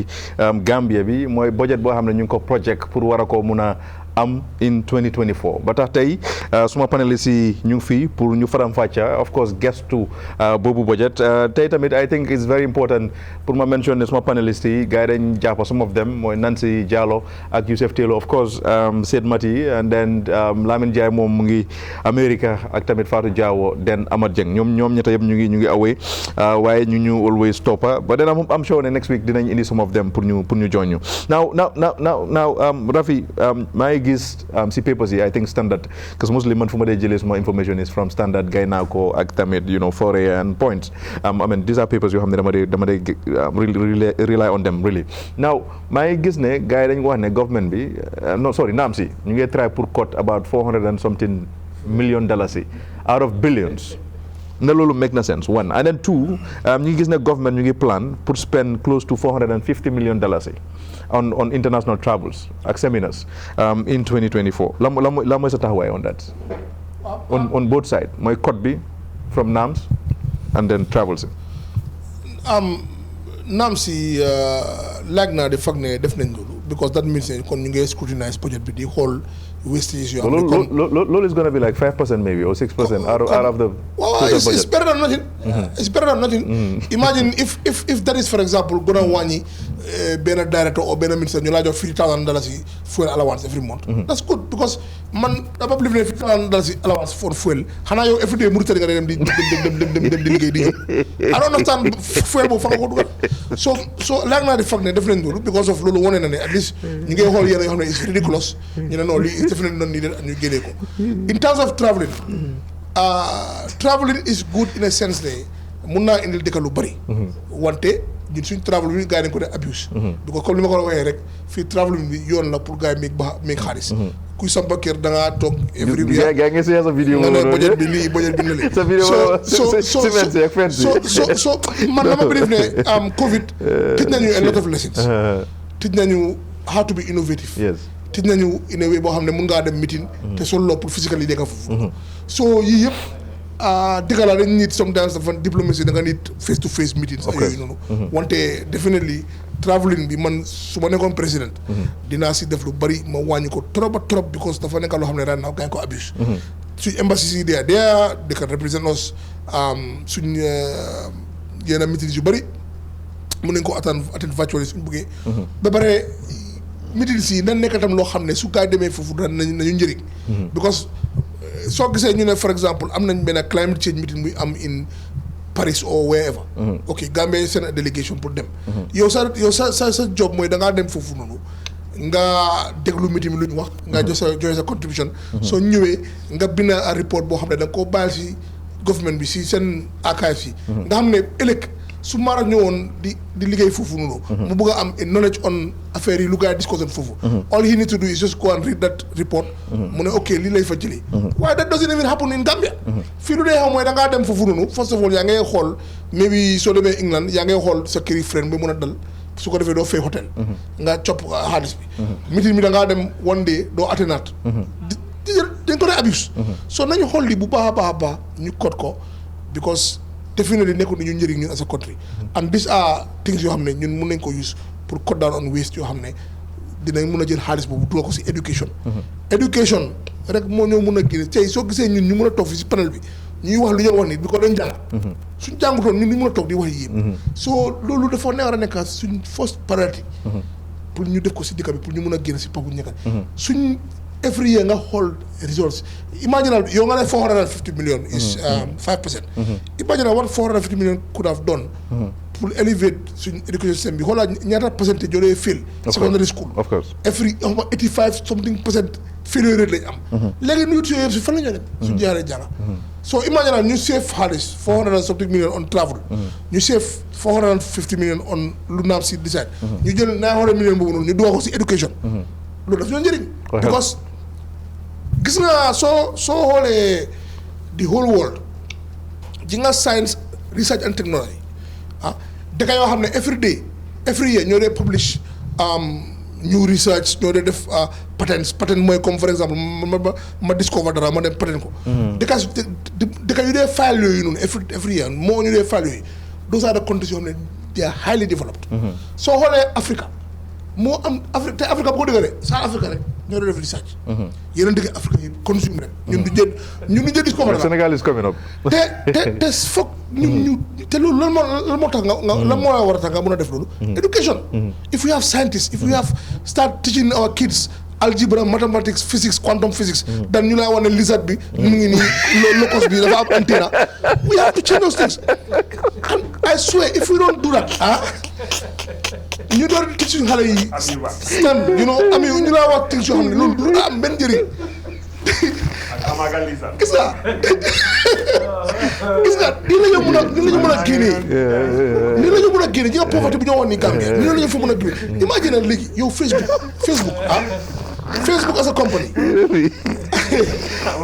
okay Amazon let me give you an example Amazon the guy ku ko discover ku start Amazon Jeff Bezos si garage la ko starté mu def programme def yëpp bu door Amazon tey Amazon ñu bari xamuñ ko moo nekk di biggest airline moo nekk di because plane yu nekk di naaw di deliver product bi Amazon loo xalaat tey mooy di biggest léegi ñun mënuñu am loolu fii why is Africa fii mënuñu am ñu mel noonu te the only way we can have those people is education of course so moo tax man professeur Gomez dëgg Père Gomez dama overlike lu moo def because gis naa a lot of projects yu def yoo xam ne mu ngi dem towards loolu te maa ngi wax government bi nañ si góorgóorlu ñu gën see contribute because pax bu ñu dugga nii right now nii lu ñu si mën a génnee rek mooy education of course if you have an educated population of course Rafi now Mar on the side of Namsi luñ bëgg a cut about 400 and something million dollars and then government luñ plan pour spend on travels la ma sa taxawaay on that waaw first pour ma ñëw si Rafi si panel bàyyi waay Rafi tas nit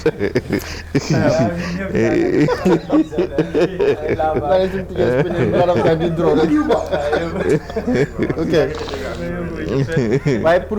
ñëw tontu sa question bi nga laaj si wàllum government lu mu plan pour spend si wàllum travel ay tukki te travel expenses moom ñaar la am na daf dee cover domestic ak international travel so yooyu la gaa di accumulate mu nekk travel expenses xam nga naka tudd non travel expenses dafa am a budget code okay so there's nothing like local travel expenses as a package benn la so budget bi waaw budget line bu nekk dafa am budget code so travel expenses boobu boo saam la so anything travel expense related is both local and international waaye tamit balaa maa ñëw si loolu foog naa dañ dee criticize a lot and it's very healthy pour ñu criticize ñu government mën a def dara waaye recently government of the Gambia ñu ngi introduce Minister of Finance ñu ngi introduce li nga xamante ne si budget bi we have not seen it ever before mooy lu gars yi def dañ xam nga first time da nga dee mën a gis si budget bi soo ko dee because man dañ dee follow budget every time da nga dee mën a gis actual so ñun 2022 actual leen mën a gis 2023 estimates ak tamit approved 2023 ak 2024 estimates loolu leen dee gis normally so this year lu gars introduce not only then def actual for 2022 ak tamit approved for 2023 ak estimates for 2024 waaye then project for 2025 ak 2026 so soo xoolee travel expense line bi di nga gis ne sax ñu ngi wax ne like 2025 ñu ngi plan pour spend about 521 million 2026 540 these are projections for in the next 2 years so loolu noonu nu mu dee help mooy budget research Rafi wax na fii South Africa in September ñu ngi yóbbuwoon parliament South Africa pour ñu def foofu benchmarking visit ñu mun a xool naka la gaa yi mun a understand every single citizen seen dëkk am neen seen information so even su gaa dee créer seen budget dañ dee mun a xam gota bii nii dañ ñoo soxla foofu noonu budget support dañ dee mun a jox ay wala loans ay naka tudda ay su nekkee crédit sax ñu la ko jox gaa yi am nañ information loolu dafa yéemu in a sense that ne seen budget bi is built based on factual data te data moo dee mun a help nga mun a make informative wala strategic policy decisions including fiscal policies as well so foog naa nu ngay nekk di advancé nii is very commendable te yaakaar naa ne seen fiscal report yi ak laying of the executive budget proposal gis naa ne ñu ngay def la waaye pour ñu wax si sa question bi ba ma congratulate si that initiative. Di nga traveling government realize ne naka tudda ministry si they have been abusing this travel votes bu gaa dee am da nga dee foog yeneen say sax yeneen permanent secretary yeneen directeur yi ak yeneen ministre yi ba seen office da nekk outside because tey nga dem foofu noonu ñu ne la ministre yi moo ko war a sign permanent secretary moo ko war a sign nekku fa mu ñëwaat 2-3 days demaat na so mu ngee delay a lot of things yi nga xamante ne sax mënul na ko dedicated beneen staff am mu dem so foog naa dafa am so much naka tudda benefits bi nga personal benefits yu attach into this travel yi nga xamante ne loolu moo leen gën a motivé ñu bari pour ñu génn so man it's not bad for naka tudda government has to be out there wax bi mooy la nga nekk di present foofu na especially suñ foreign affairs ministry yaa ngi understand ñoom dañ leen di accumulate a lot in terms of foreign travels yaa ngi understand and obviously dañ ko war a def because loolu moo nekk seen mandate waaye wax bi mooy ñun lan moo nekk suñu international policy lan leen dee jaay bu ñu dee in terms of our policy and our interest right Rafi wax na fii suñu wàllum géej bi last week ñi ngi amoon Halifa Sallah suñu panel mu ne suñu géej bi suñ ko utiliser fii nii kenn warutan ñaaka te boo xoolee lu naan IUU am na loolu nekk la li nga xam ne dañ ko dee gestu mooy illegal unreported and unregulated fishing gis nga suñ local fishing boats yi nii suñ demee si biir géej bi gars yi sànni seen fishing net yi xam nga la vessels yi dee def vessels dañ dee ñëw ñu encroach si suñ fishing net xam nga am na lu gars yi def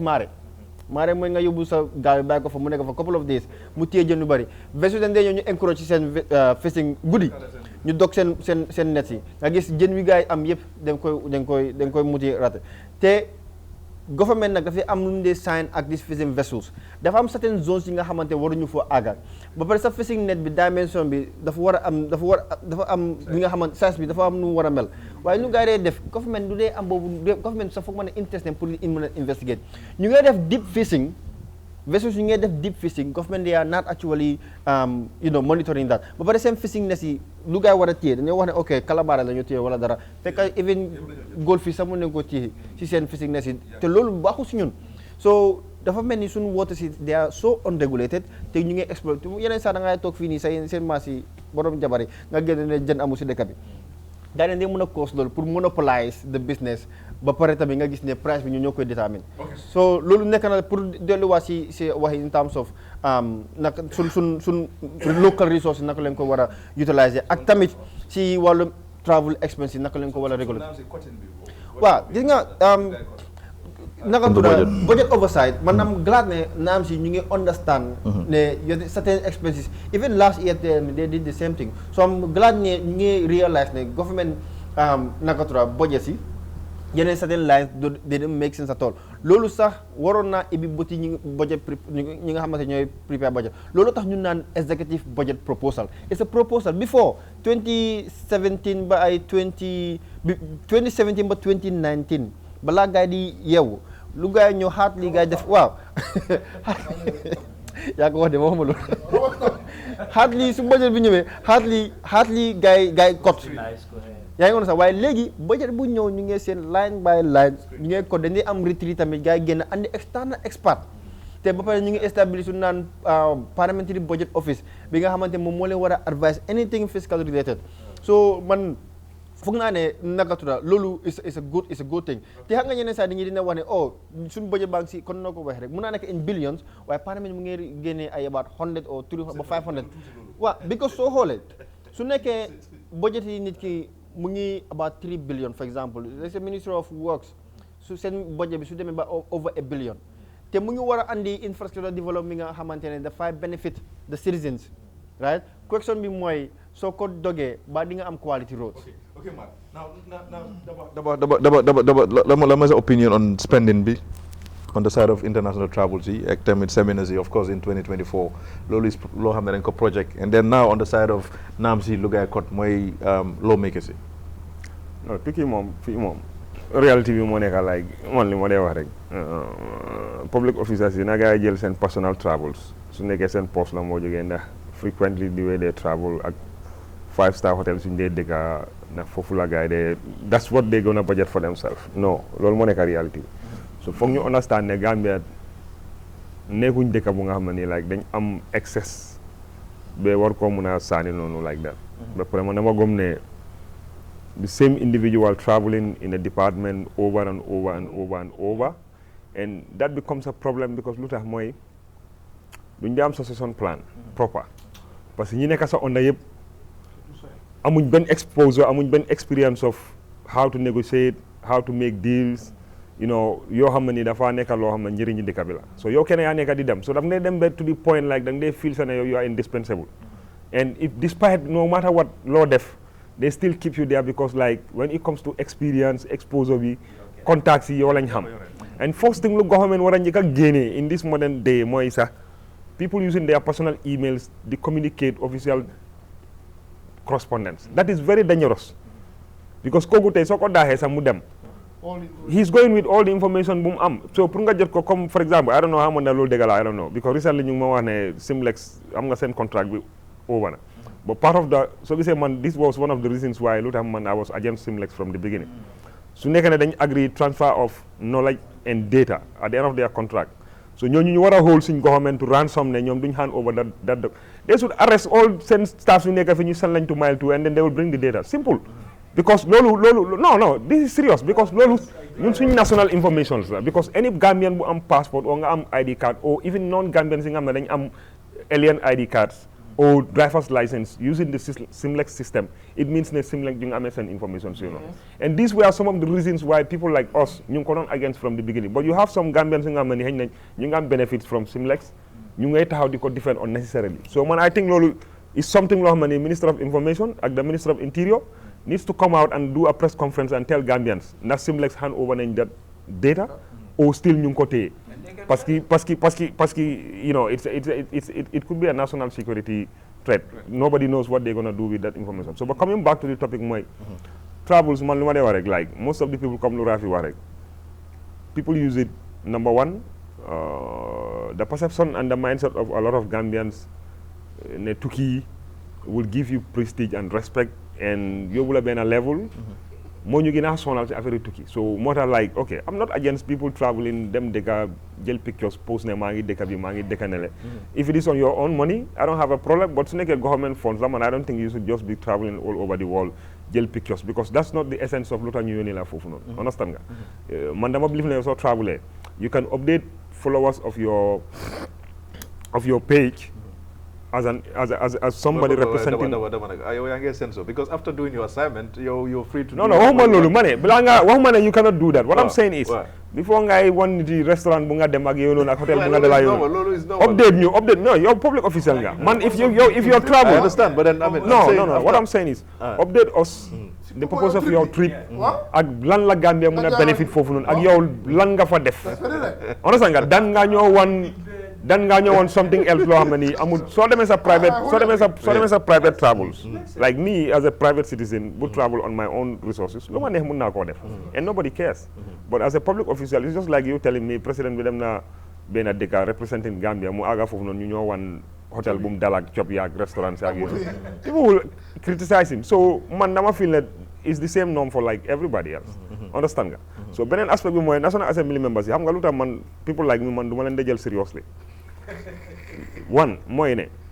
you see gis nga representing people te ñoom man dama feel ne ñoom ñoo gën a am experience ak xam what the plight of the ordinary Gambian is because all of them ñoom si community su gaa yi jógee ñoo nekk ñu gën a soona si dëkk bi because especially us ñu nga xam ne dañ jógee in rural Gambia because ñun ñu ngi dëkk si communities yoo xam ne nii for the past 60 years amuñ potable clean drinking water for the past 60 years musu ñoo gis even electricity am na ñoo xam ne musu ñoo teg seen loxo si switch pour on light and off light you understand am na ñoo xam ne for the past 60 years musu ñoo dox sax si kaw tali boo xam ne nii like yoon tali buñ tali la like normal tali sax bu xonqa sax boo xam ne dañ ko defar mu correct you have women ñoo xam ne dañ leen day teg si sareet ñu war a dem deliver o jigéen bu biir bu nekk 9 months nekk in labor nga ko eb si motorbike si yoon boo xam ne baaxul muy karang you understand so ñoom ñu ngi jógee in those communities but when the issue of their vehicles came they unanimously fàtte nañ seen political difference yëpp UDP APRC GDC NPP seen problème yu gars yi amoon yëpp personal problems yëpp fàtte nañ ko because seen interest la because dina leen jox benn prestige because some of them dinañ doon dunda ba dee they will never buy those kind of vehicles from their own pocket. duñ ko musa dawal sax. and that's the reality. Why? Because it's coming free from taxpayers ñoom ñëpp unanimously dañ agree. So loolu lu mu la wan moo nekk like, and that's a lesson the Gambians should learn from ne okay politicians ñun la gaay bëgg a yem. Because when it comes to their personal interests, they will come together and have a united front ñu fight am lu gaay bëgg. But when it comes to national interest, lu nga xam ne ni pour njëriñi askan bi la. ku nekk start di isi ay wax yoo xam ne mënuloo understand nga foofu la politics foofu la gars yi dee am seen politics foofu la gars yi dee coow ba pare some of the people man ñu ma gis lu ma gën a listen sax mooy some of the national assembly members yu ma gis ñu nekkoon di attack and people thought like ñoom they are for the interest of the people ñoom ñoo gën a ñëw di defend loolu noonu understand nga so ëllëg man soo ñëwee nga waxaat ma leneen like if okay tomorrow if they buy a Pajero for the minister nga ñëw di ma wane now minister bi warta jënd you think man I'll waste my time listening to you no because already yow lose nga that moral value of certain examples because man dama believe ne am na parliamentarians yoo xam ne suñu nekkoon si National Assembly and people can say this when you talk about it ñu ne la okay fii nga bokk man I'm not afraid for anybody to call me or tag me with a political party because man I'm a Gambian and I have been following Gambian politicians xam naa ne ñoom Halifa suñu fa nekkoon ñoom Sidi they will not take it and that's the reality loolu Gambian bu nekk xam na ko every Gambian knows that because lu tax ñoom xam nañ di understand nañ what is ne gënuñ Gambians si dañ leen jox opportunity for them to serve and then the interest of the people the National Assembly member for is it Wuli I don't know the guy from Nakalatura kiñ fay graduate bi mu dem jëna ko tractor and send it to his community you understand Wuli that guy understood what representation means because xam na ne moom he came from a community bu nga xam ne 99.99% of the people live below $1 so moom mu dem foofu noonu di dawal moto buy cost $3 million dafa mismatch bi is too high so jël na xaalis boobu noonu moom moo ko moom you understand fay nañ ko jël na ko def na community initiative boo xam ne the whole community will benefit of course understand nga so kooku xam nga these are the kind of National Assembly members you need to war di commencer di xool di votal and ñu bàyyi di vote based on party so long as ñu ngi vote based on party lines based on dama la xam based on jox nga ma xaalis my friend, forget about it. We can say whatever we want to say. The executive will always get their way because xam nañ ne National Assembly members si seen boppa. Okay. Lu gaay buga government su leen ko joxe. Government su indee dara doo ko mën a react. Okay, Daba. Now Dudu on travel see 450 bi and then of course code bi on the side of NAMS lawmakers si. Well, on su ñaari it's very important. Dafa am suma mind lum click. Finance minister bi wax na ko ne am nañ fi companies yoo xam ne like ñu ngi construct road 6 years or more than that faying tax so li ñoo laajte mooy di tax collectors lu ñu doon def that 6 years bi ñoo ñu faying tax pour won la ne we can generate more why it is not happening okay na dog bi it's important ci minister bi foofu man duma accept ak man dama feel ne like he should go out and mention those companies parce que su ne am na ay companies all is vague you have so many companies that are operating in Gambia so Gambians si mun na ñoo xalaat company bu nekka so moom dafa am responsibility he's a minister he's serving the Gambian people and he needs to tell Gambians ne company bii nii yéen a ngi ko patronize wante du dee fay tax and they need to give us reasons lu tax kooku nekkul di fay tax for the past 6 years and still ñu ngi leen allow ñuy operate te tey yaa ngee dem every day maire yu nga xam ne ñu ngi am benn plate naanaa boo xam ne is less than $100 yaa ngi rite gars yi pour ñu fay tax civil servant bu nga xam ne ni ni kuy liggéey in Gambia koo xam ne salaire is less than $2,000 or $2,500 ñu ngi laa dog tax every month so man gisuma a company that is making billions of dollars muy dem for 6 good years nekkul di fay tax ba pare ministre bi ñoo taxaw di ñu wax loolu noonu man dama foog ne loolu yëpp Gambian ok Dudu just point la li tax ma raise ko tax based economy lañu and foog na xam ne ñooñu suñu amee contract am ñoom ñoo leen ko jox so man du ma la jox contract fay la xaalis bu bari li ma war a jël si yow ma bàyyi ko noonu mu dem just about the tax collection la ñu wax rek ne still dañ war a def more because loolu mooy ici ci parce que traveling bi cost la ok li ñoo dog foofu lay commencé dog bi pour man baax na waaye lana tax ñu dog ko wax naa ko ci gannaaw na man exemple ma soxla 3000 loolu moo nekk si budget bi nga dog fa 500 li nga dog noonu mun na maa affect so loolu lu ñu war a seetaan la léegi li nga dog noonu war koo dugal feneen mun naa nekk yokkute wax naa par exemple youth and sport même pour man soo ma laajee lu ñu leen a jox doyut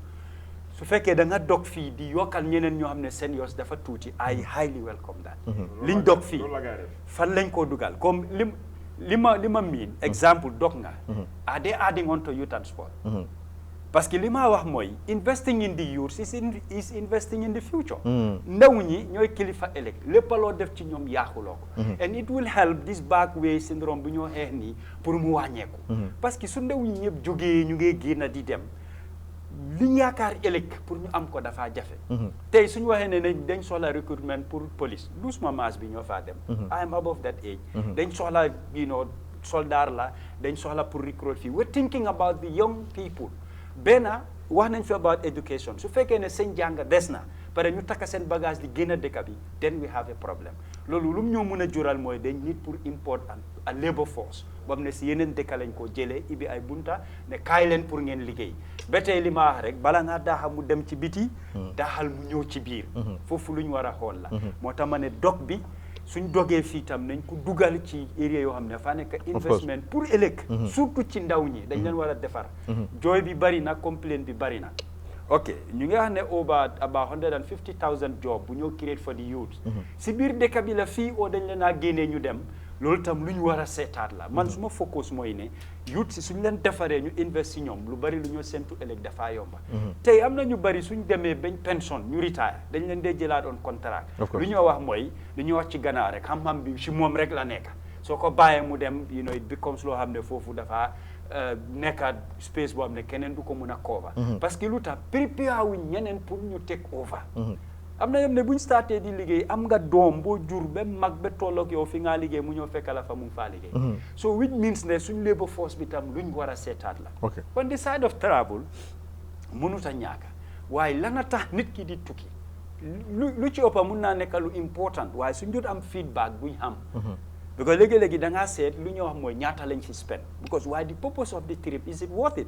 loolu lu ñu war a seetaat la bu baax a baax a baax and lan nga isi waruta em rek pour ñu def ko ci archive si ñu dem teg ko déedéet knowledge gain la wala expérience loo xam ne li nga xamoon nga yokka ci dara war nañoo ñëw liñ jàngee fële ñu ñëw def ko si yeneen staff si tam pour build seen capacity waaye ñun fii balaa yenn workshop si di mun a am li ci ëppa civil society la ak yeneen NGO seeg yi ñoo ñëw organise workshop pour taab si yeneen resources si ñu dem train leen but within man mi ñëw nii ma dem jàngoo dem attend dara what am I giving back to the people ñoom ne ñoo nekk foofu so traveling pour man bonut waaye we should make good use of it ci ñoo xam ne ñoom ñooy dem et ni fi patiem tam nañ ko xoolaat bu baax pour buñ create unnecessary overstay of traveling just to generate funds yëpp war nañ koo xoolaat and it is going to help a lot when it comes to suñ budget nuñ koo designer ak nu ñoo allocater these resources it will help a lot tey li ñoo dog noonu liñ dog dafi mu ngi koo aad ne soo ko boolee ñaar mu dem up to 900 million nga def ko si education how about health how about si youth si dafa boost that sector and njëriñ bu mu cee isi dina ko catapult to level boo xam ne musuñ koo expect moo tax ma ne dog bi du problème waaye fan lañ koo demaat defa waaye soo dogee from defense nga jël ko yóbbu ko to a sister organisation boo xam ne xëy na sa yow li nga dog fi dugal ko fële dafa flottaat delluwaat fi of course so yii yëpp daf dee mën a happen moo tax dog bi baax na travelling bi baax na waaye the end result of it lañ war a ok now fu mu nekk nii 7 minutes rek lañ desee ba den ku nekk 2 minutes rek on the side of ñu ngi gis ne government bi ñu ngi wax ne dañoo yokka of course fees yi attach on health services yi ak tamit charges yi for passport and then ID cards ak tamit vehicle license ak yooyu noonu and some other stuff Rafi sa idea about this 2 minutes rek health moom man agree naa ne definitely ñun public bi lu ñoo fay pour health dafa tuuti doo expect in this day and age for nga fay xaw ma $25 nga dem nga am all those services loolu is something that we have to revisit waaye definitely passport bi man gisuma the reason why they should lu yokk ko because of already lu ñoo charge is expensive bad investments yu gars yi def ak bad agreements yu ñu def warata tax ñu punish ñun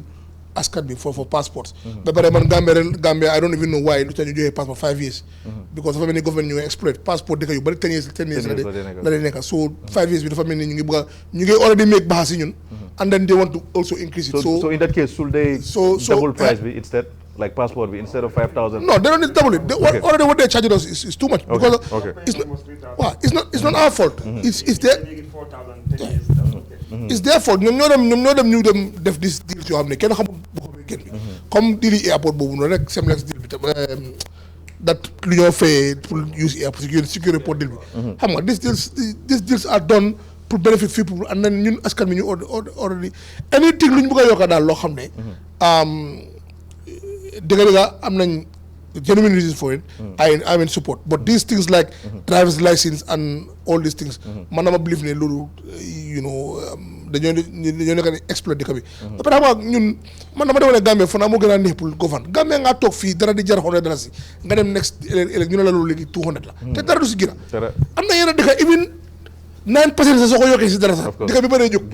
fii da ngaa toog da ngaa dem léegi-léegi for exemple nga dem balaa maa dee pour ferry ñoo ko daxa da ngaa dem end of year January first rek lu daan dar 200 ñu ne la da nga defa na ñoo caaxaan sax da nga ñu ne la moto bi ñaata ñu ne 500 da nga non bro loolu la so yooyu moom I don't like it. Okay, now Mar on increments you guys nekk di def nii. No man I sound the opinion of Rafi lii foog naa yàgg naa ko wax tamit soo gisee sun lopitaan yi naka tudda yaa jëm daf ñu doon nax. All respect to APRC. Daf ñu doon nax in the sense that we have the cheapest medical naka tudda services but we didn't have the best. Yaa ngi understand so wax bi mooy sun am bariwut yaa ngi understand so su nekkee nit ñi ñu ngi fay ay $25 yi don't expect ne dina am ay naka tudda quality health services. Tey soo demee si local health centers yi da ngaa gis ne private health centers yi da ngaa gis yi nga xamante ne mënuñu ko afford foofu la gars yi dem because xam ne seen 25 bu gars yi dem fekkoo si public health daf day waste seen time because danañ ñoo jox prescription gars yi dem si naka tudda si pharmacie yi anyway so man yaakaar naa boobu noonu tamit loolu nekkul only strategy to increase revenue waaye tamit dafay upkeep bi public health centers yi daf lay ni gën a empower nga gis ne certain things yi nga xamante ne duñ ko fi laaj dafay discourage lu naan medical tourism ñu génn fii di dem Sénégal ñu ngi koy def gars ñu ngi dunda ak lu mu seer ñu ngi amee better health service so foog naa loolu moom kay support naa ko bu baax si wàllum lansis moom government dafa nekk di sàcc nit ñi si wàllum naka tudda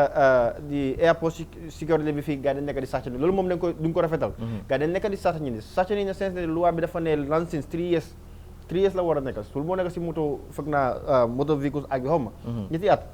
every year nga dee renew sa lansis airport security levi fii nii yaa ngi fay sa security fii already si sa ticket bi ba pare gars ñu ngi koy jëlaa suñu loxo loolu moom sàcc la te is illegal te loolu foog naa ñu war nañ commencé di jóg war ko di ko trial. Okay, Daba and then ñu ñëw si Dudu. hospital levy bi moom man xam nga man moom yàgg naa taxaw fi moo loolu ma ne $25 yi nga gis docteur nga dem outpatient nga jaar pharmacie soo ko cegee the reason why public hospitals yi ñu ngi am problème pour compete with the private sector but private sector bi suñ la admitté dinañ la charge xaalis ba di final minute ñu eb la si ambulance ñu yóbbu la dump la RVTH and then you passed away there then sa family blame public hospitals because every day nga gis ambulance yu jógee si private clinics yi ñu ngee roos pour dem Banjul o ñu ngee roos pour dem Ndemaan so which means loolu man dama believe na di public hospitals they can give you a very correct diagnosis waaye problème bi mooy like pour ñu jox la medication loolu la gaa dul am but at least nañ la bindal prescription and then you can go and buy si pharmacie bi garab te man I believe ne nga am proper diagnose ñu xam exactly lan moo la dal mun laa defal prescription bu correct moo gën téeméeri junne yoon nga dem fay thousands of dollars in a private hospital at the end of the day sa end point fi nga mujjee fële la moo nekka ok man on the side of increasing tax, I'm always against yoka tax. Or they need to come up with a radical policy, Monica, to tax the big multinationals that are earning more money. And then part of that tax, you support the startup businesses you get start, you support, you know. But then aspect of I believe that they should increase tax for alcohol, they should increase tax for cigarette, because lolu dina ta cost bi dina ser dina dafa tax xale yi nga xam ne they are under age non under age bi sax duñ mën a am xaalis pour jënd ko o suñ ko waree jënd sax dañ ko calculate duñ ko jënda and second thing bi also part of that tax bu gars yi di generate from loolu ñu subsidize ko si hospital si because daba time bi because ñu war a dem on paradise now Dudu quickly si health sector bi laa njëkkee joytu bi bari na lii amul lii yaaxu na lii dafa manqué foog naa ne loolu moom gisuma kenn ku see bañ $25 yi you know health is wealth pour nga am wér gu yaram dafa laaj alal dafa soxla alal you know ku jóg rek fooy daw mooy ci private clinic si private hospitals si waaye ñoom tam the public ones lañ yaakaar. ñi ñooy liggéey fii suba jógee fa dem fële like they are working double shift triple shift. and for them rek comme nuñ ko waxee ñu ngi gaaree ambulance ñoom suñ demee ba coog fële lañ laa yóbbu. kon ñoom seen boppa foofu lañ yaakaar. so foofu suñ ko upgrade liñ soxla ñu am ko then people bi dinañ focus foofu. you know the side of you fi license ak lii dañ dee wax 1 year waaye mutul 1 year.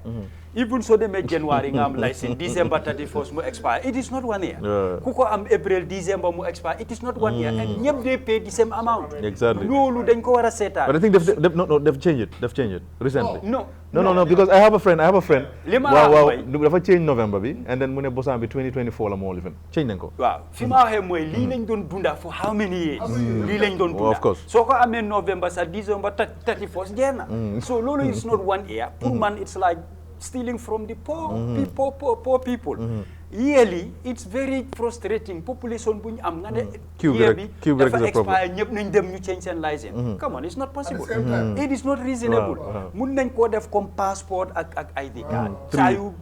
expire nga dem change ko. waaye da nga gis ne loolu su jotee tam police bi ku ñëw ma seet sa driver's license. ñëpp mënuñ koo dem change at the same time. ay fi ne lu loi bi waa 3 years la. nañ ko def 3 years. and passport tam I agree. su ñoo yokka dara si fii bi si fii bi sax but making it for 10 years. moo gën a sustainable than 5 years. léegi at bi moom daf dee overgaaw. I think they need to look into that. ok Dudu ok bi ba beneen week incha allah ñu indi leen beneen gis-gis with a very good topic boo xam ne askan bi moom la ñoo séntu ci ñun ñi nga xam ne ñoo ñëw di leen of course indil programme bi ñu ngi jaajëfetal team bi yëpp and then ñu ngi jaajëfetal suñ panélistes yi and then sponsors itam ñu ngi lay jaajëfetal ba next week incha allah ñu ñëwal leen ak beneen gis-gis.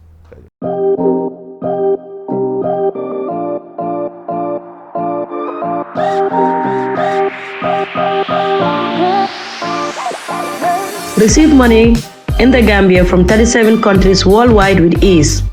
Sign up effortlessly, transfer funds swiftly, and enjoy the best exchange rates and zero fees. Doorstep cash pickup service is available in the Gambia to facilitate receivers. Save money to make it more home exclusively with Remit Choice.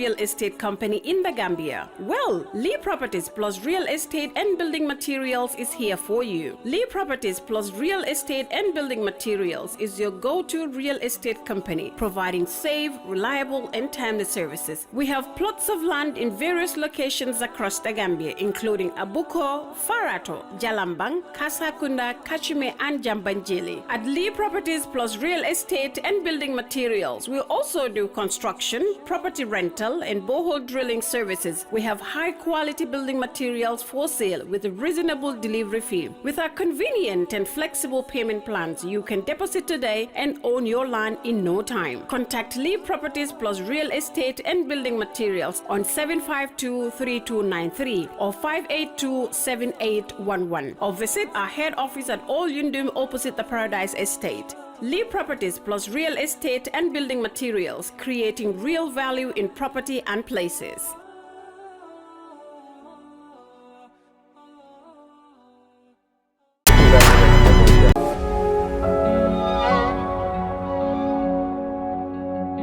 asalaamaaleykum mbokk yi di seetaan li nga xam ne mooy gis-gis bu waxtaanee si li nga xam ne rek mooy yóbbu dëkk bi kanam. The Constitution provides President can declare a state of emergency in 2 circumstances. Now I believe Gambia la security is at risk.